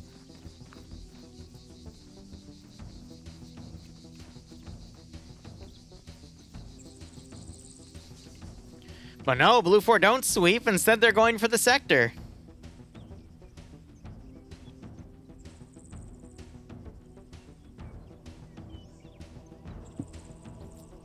So now he's going to push.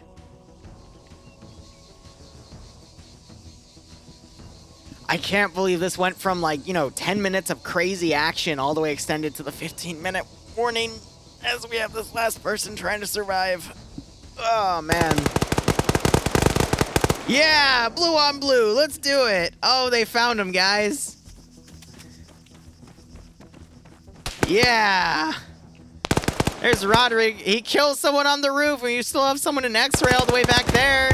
AT blindly fired. Catch trying to get the kill. Roderick running down. Oh, my God. Literally, just the world wants this to last.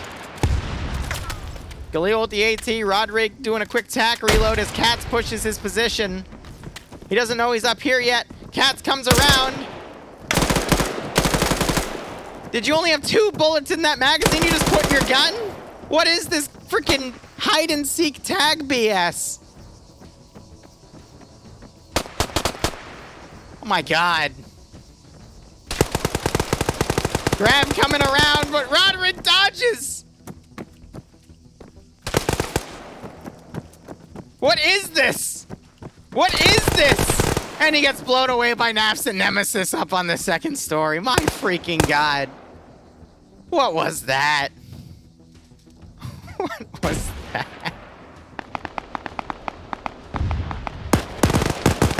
Blue 4 is 1. Anyway, we'll be back in a little under 2 hours for the NA branch, and I'll play some DayZ afterwards. Thank you so much for watching. Go operate operationally. Shout out to Hamilton for the 5 gifts, and Swallow for the 69.